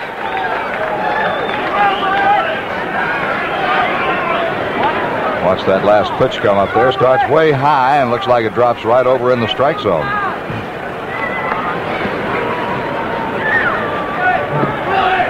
That's a ball. 1-2. It's like Cam was going away from that screwball. Frankie's throwing the curveball fastball now. Screwball might be part of his arm problems. It could be. Bouncer to third, foul ball. We'll be on tomorrow night at 7:30 as Jim Beattie opposes Jim Wright in game number 2 of this 4-game series. And also on Saturday afternoon and Sunday afternoon. Struck him out. 2 down.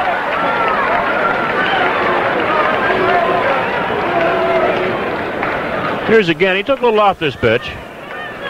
Like a fastball, it went down. Good sinking fastball. Not a good fastball, but it sunk well for him. Mr. Davis out there throwing for the Yankees. Newcomer from West Haven. In the dirt to Mike Heath, batting for the first time. Heath replaced Munson, ran for him after Thurman was hit by the pitch and stayed in to catch. Mike is hitting .241, no homers, 7 runs batted in. 2 balls and no strikes.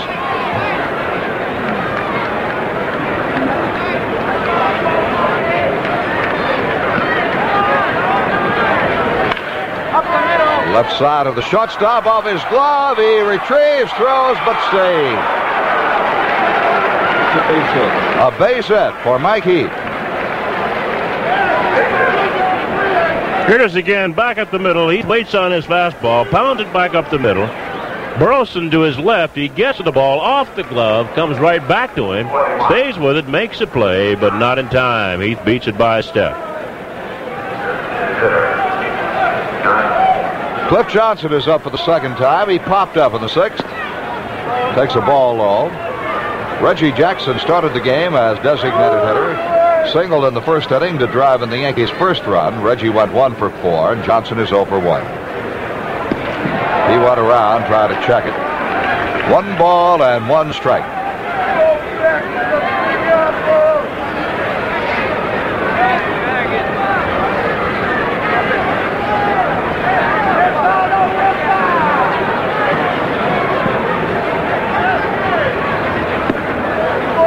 Good one.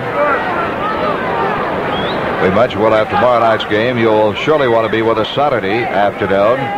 Ron Guidry against Dennis Eckersley. Be a great pitching matchup, or should be. Here's on paper.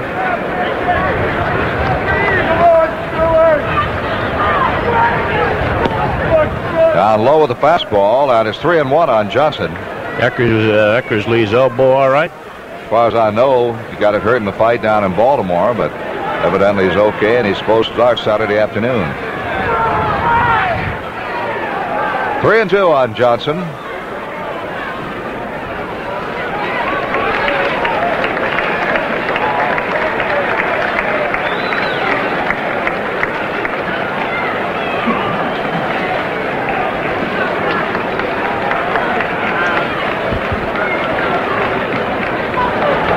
Goes Heath, and Johnson hits one to the left field corner. That's going to be a fair ball.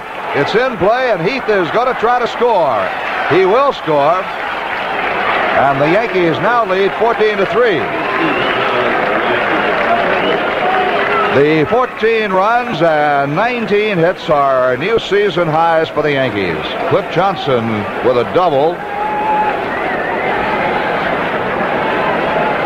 There it goes down into the left field corner. Played by Hancock off the wall. Has trouble picking it up. Oh, he scored easily. 14 runs, 19 hits for the Yankees. That was their 19th hit, and seasonal highs in both departments. Jim Spencer will bat for Chris Chambliss. Spencer is hitting .229, 7 homers, 23 runs batted in. Batting for Chambliss. Strike one. Chambliss was 1 for 4 with a run batted in and a run scored.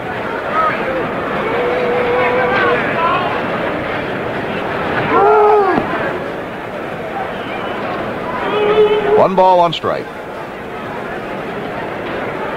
The Yankees leading 14-3. Trying to cut the Red Sox lead to 3 games. And he waited on that one and drills it to center. But Johnson is being waved home.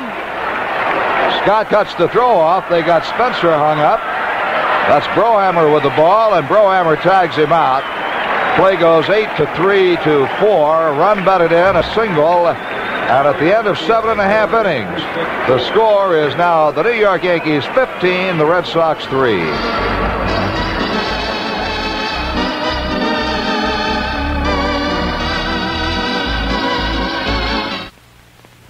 You're next. Can I help you? I don't think so. Try me. Well, how can I get a checking account? Fine, thank you. What I'm trying to say is, well, what would they do to me if I accidentally bounce a check? You can apply for overdraft protection, so if you write a check bigger than your balance, you're covered. Gee, you thought of everything. Sure. How do I get here to cash my checks? Well, how'd you get here today? Well, I got lost. I work in Mineola. We have a branch in Mineola, but you could cash your checks at any of our 200 branches. Well, I'd rather do it here. I feel kind of at home. That's very nice. But where do I sign? I'll get you a form. Good. Oh, could you get me directions on how to get home? Oh, to Mineola. No, I live in Flushing.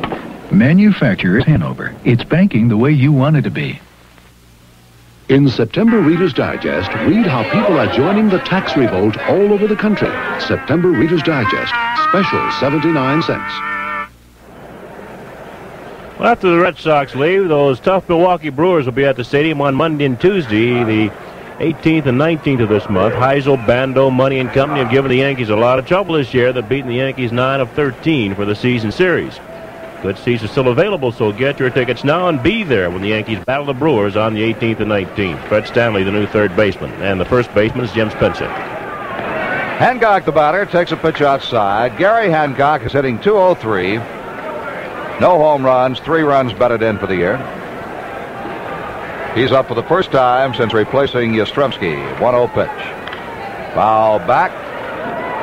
Almost took a cameraman out there up above the third base line.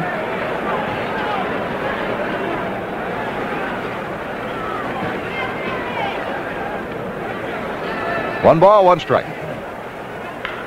And that's going to be a base hit up the gap in left center. Hancock digging around, going for 2, and is in with a double.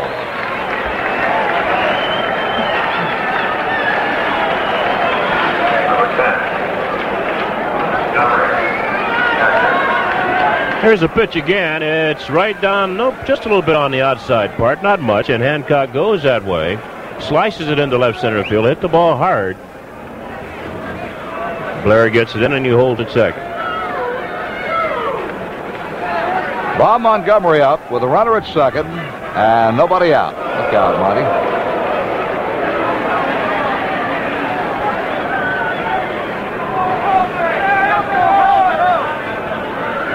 In 5 of 8 innings, the Red Sox have had the leadoff man on.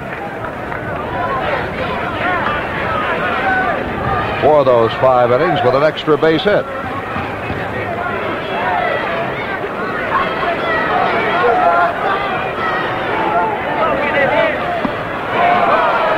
Like Montgomery might have gone for a pitch out of the strike zone inside on him.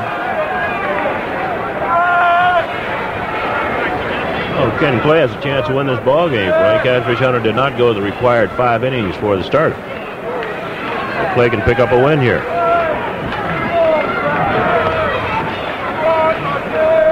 Pitchers dream about something like that, not to have a teammate get hurt, but come into a ball game with a 12-run lead and a chance to win.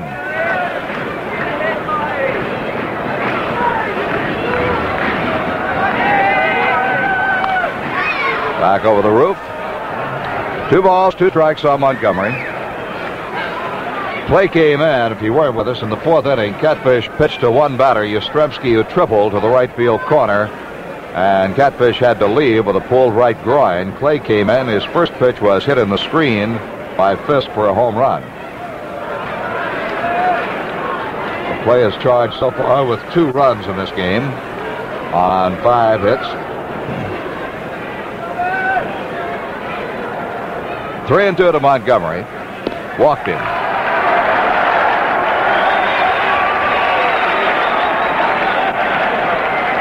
That is the first walk given up by Clay. He has struck out 4 men.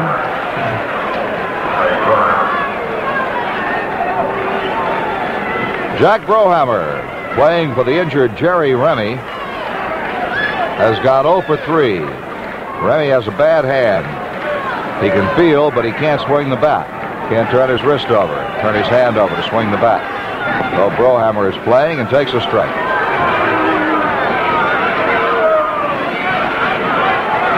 Brohammer's hitting .241. Foul ball, strike 2. Yankees broke in front with 2 in the first. They got 3 in the second, 2 in the third, 5 in the fourth. Had a 12-0 lead when Fisk homered in the bottom half of the fourth to make it 12-2. Yankees got a run in the 6th. Red Sox scored in the 7th.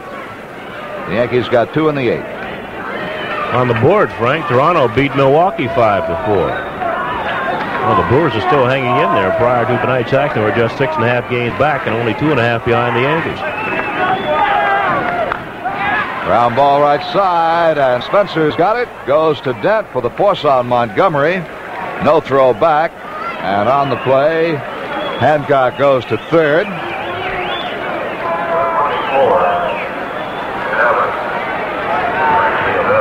Runners on the corners, 1 out. Well, the Yankees still have 2 games to play against the Brewers, and of course out in Milwaukee, I know the fans there are still hopeful. Little short, Frank. Little short, I think. But some kind of year for the Milwaukee Brewers, not only on the field, but at the box office. White Evans, 0 for 3. He takes that one for a strike. He doesn't believe it.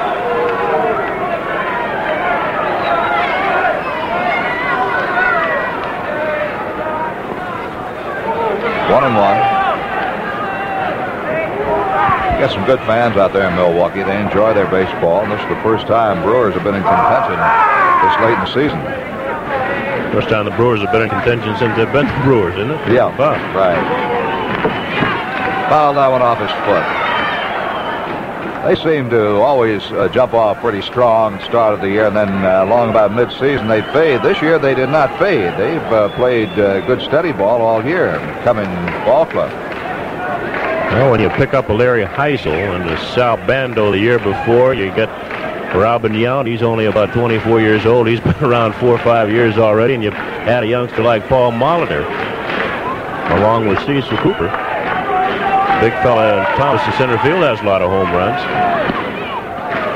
Put all that together with some pretty good pitching. Evidently, Bamberger's done miracles with that pitching staff and become a winning ball club.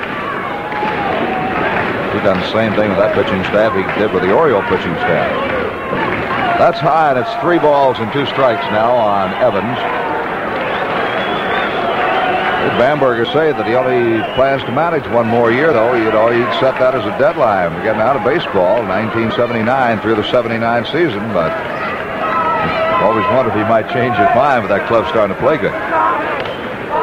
Foul back and out of play.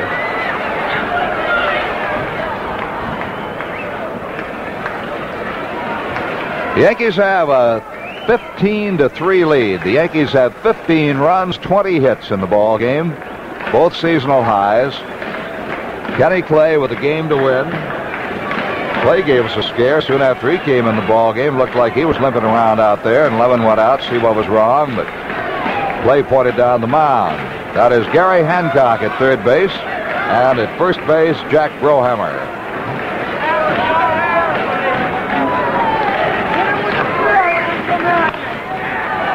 The Yankees will go for two. They've got one, and Randolph's throw to Spencer doubles up Evans. For the Red Sox, no runs, a base hit, and at the end of 8, the scores: New York 15 and Boston 3. Here's to good friends. Tonight is kind of special. Where's that husband of yours? Okay, watch your back. Coming through. Is that all you carried up? Is that all? This is Lowenbrow. So what are we celebrating? This is the second year we're sharing this house. I didn't think we'd make it through the second week. When you want the taste of a truly great beer, tonight, let it be Lowenbrow. And I shouldn't say this, because you might think I'm serious. But here's to good friends.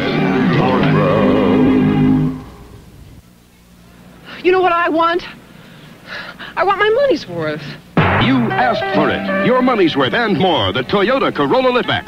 If you can find a better-built small car than Toyota, buy it. We bet you can't. From its design to the quality of workmanship to the way it handles, you can't beat what Toyota gives you. Now's the time to see how much satisfaction you can get for your money. I am going to get my money's worth.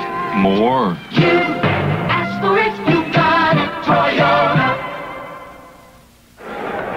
And here's another Toyota dealer of the day, Bernie Landau of B&L Toyota in the Bronx, New York. You asked for it, B&L Toyota's got it.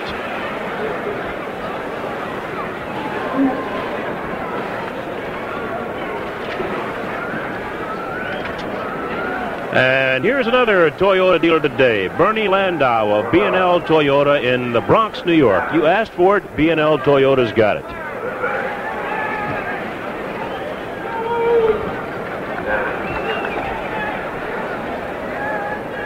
We go to the 9th inning, and Fred Stanley leads off for the Yankees. Checking his batting for the first time. He's hitting .224, 1 home run. That was a grand slammer right here in Boston, and 9 RBIs. Bill Campbell on the mound for the Bo Sox.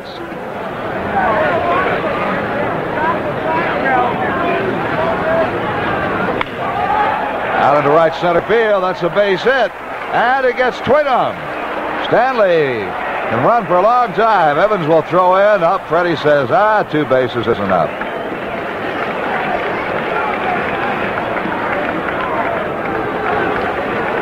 That is the 4th consecutive hit off Campbell.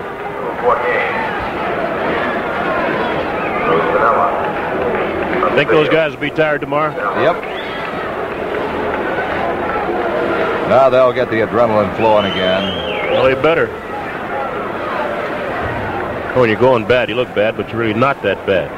How they like that? Poor Yogi isn't. It's a whiteism. Lou Piniella swings on the curve and lofts it into left center. It'll be caught by Freddie Lynn. 1 out.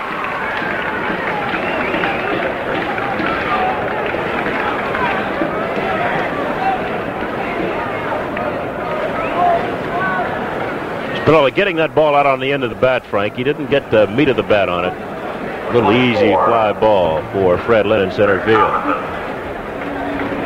1 away, and Gary Thomason walked his first trip to the plate. That was back in the 7th after he replaced Roy White in the order. Waves at 1. Maybe that's that screwball Campbell's decided to throw now. The ball's going down well for him.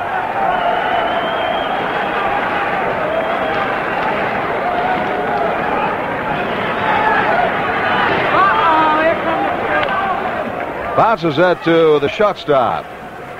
And he is gunned down. 6-3, and on the play, Fred Stanley goes to third. That was a play where a runner at second can advance. Ball is hit behind him.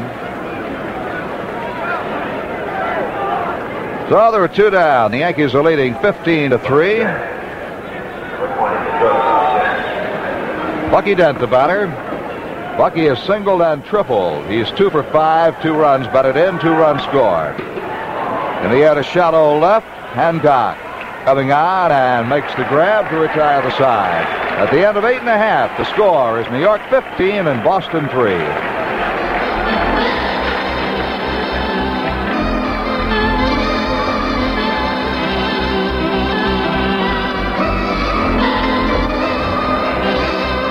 Hassler had been a probable for tomorrow night, but he was scratched after coming on here in this ball game and going 2+ innings. Then on Saturday, Ron Kidry takes his 20-2 mark out against Denny Eckersley, who's 16-6. Eckersley, another right-hander. Then on Sunday, an afternoon ball game, Ed Figueroa will be looking for a 16th win. He's 15-9 against Bob Sproul, who is 0-1. And all three of those games, of course, will be televised right here on our Yankee television network, anchored by 11 Alive. And once again, all box reserve seats are completely sold out for the 3 Boston games in New York next weekend.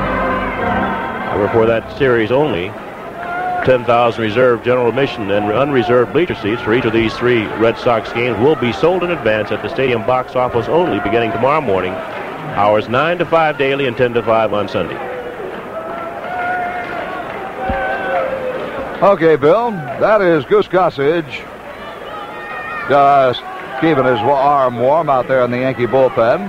George Scott.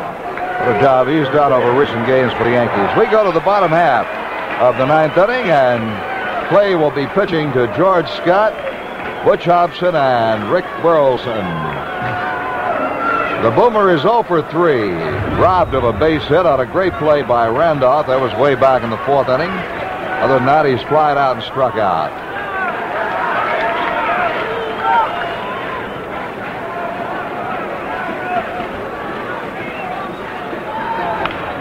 On the ground is short. Bucky Dent has it and throws him out to Spencer. 1 away in the 9th. So we greet you tomorrow night at 7:30 from Fenway. The Yankees will be just 3 games behind the Red Sox, and the Yankees will have the momentum on their side. Butch Hobson, 1 for 3 with a run scored. Strike 1. Mid-July, the Red Sox had a 14-game lead. Now it's being cut down to 3. Strike 2. The loss tonight, the Red Sox, since the 19th of July, will drop below 500. This will be their 25th loss against 24 wins. That again. Fires on. There are 2 down. Over that same space of time, the Yankees will have won 36 while losing 14. Boston will be 24 and 25. This will be their 18th loss here at Fenway.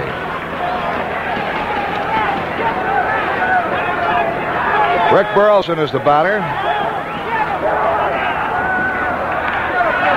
Smashes one foul into the left field seats. Well, I'll tell you, when this ball game started, you didn't see any empty seats out here. About the earliest I've seen these seats empty out, too, Frank. Normally, the Red Sox fans hang around till the end of the ball game, most of them.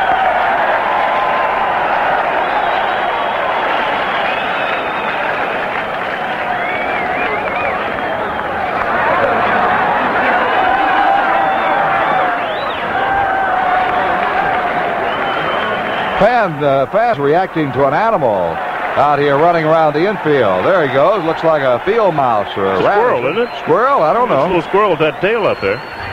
1 hopper to Willie Randolph, and that'll end the ball game. The Yankees win it 15-3, and Bill White will wrap it up for you. Oh, Frank, the Yankees 15 runs on 21 base hits. They made a couple of errors. The Red Sox 3 runs on 8 base hits. They also made 2 costly errors, both of them by third baseman Butch Hobson, who has a total of 39 now. Clay won it in relief of Catfish Hunter. He came on in the 4th inning relieving Hunter. Clay is now 3-4. Mike Torres, the starter for the Boston Red Sox, lost it. Torres is now 15-9. A lot of big night for a lot of the Yankee hitters. Willie Randolph drove in 5 runs on 2 singles and a bases clearing double. And everybody in the starting Yankee lineup got at least 1 base hit. Nettles extended his hitting streak to 7 straight, and so did Bucky Dent. Well, that's it. The Yankees beat the Red Sox, the first game of this 4-game series, by a score of 15-3.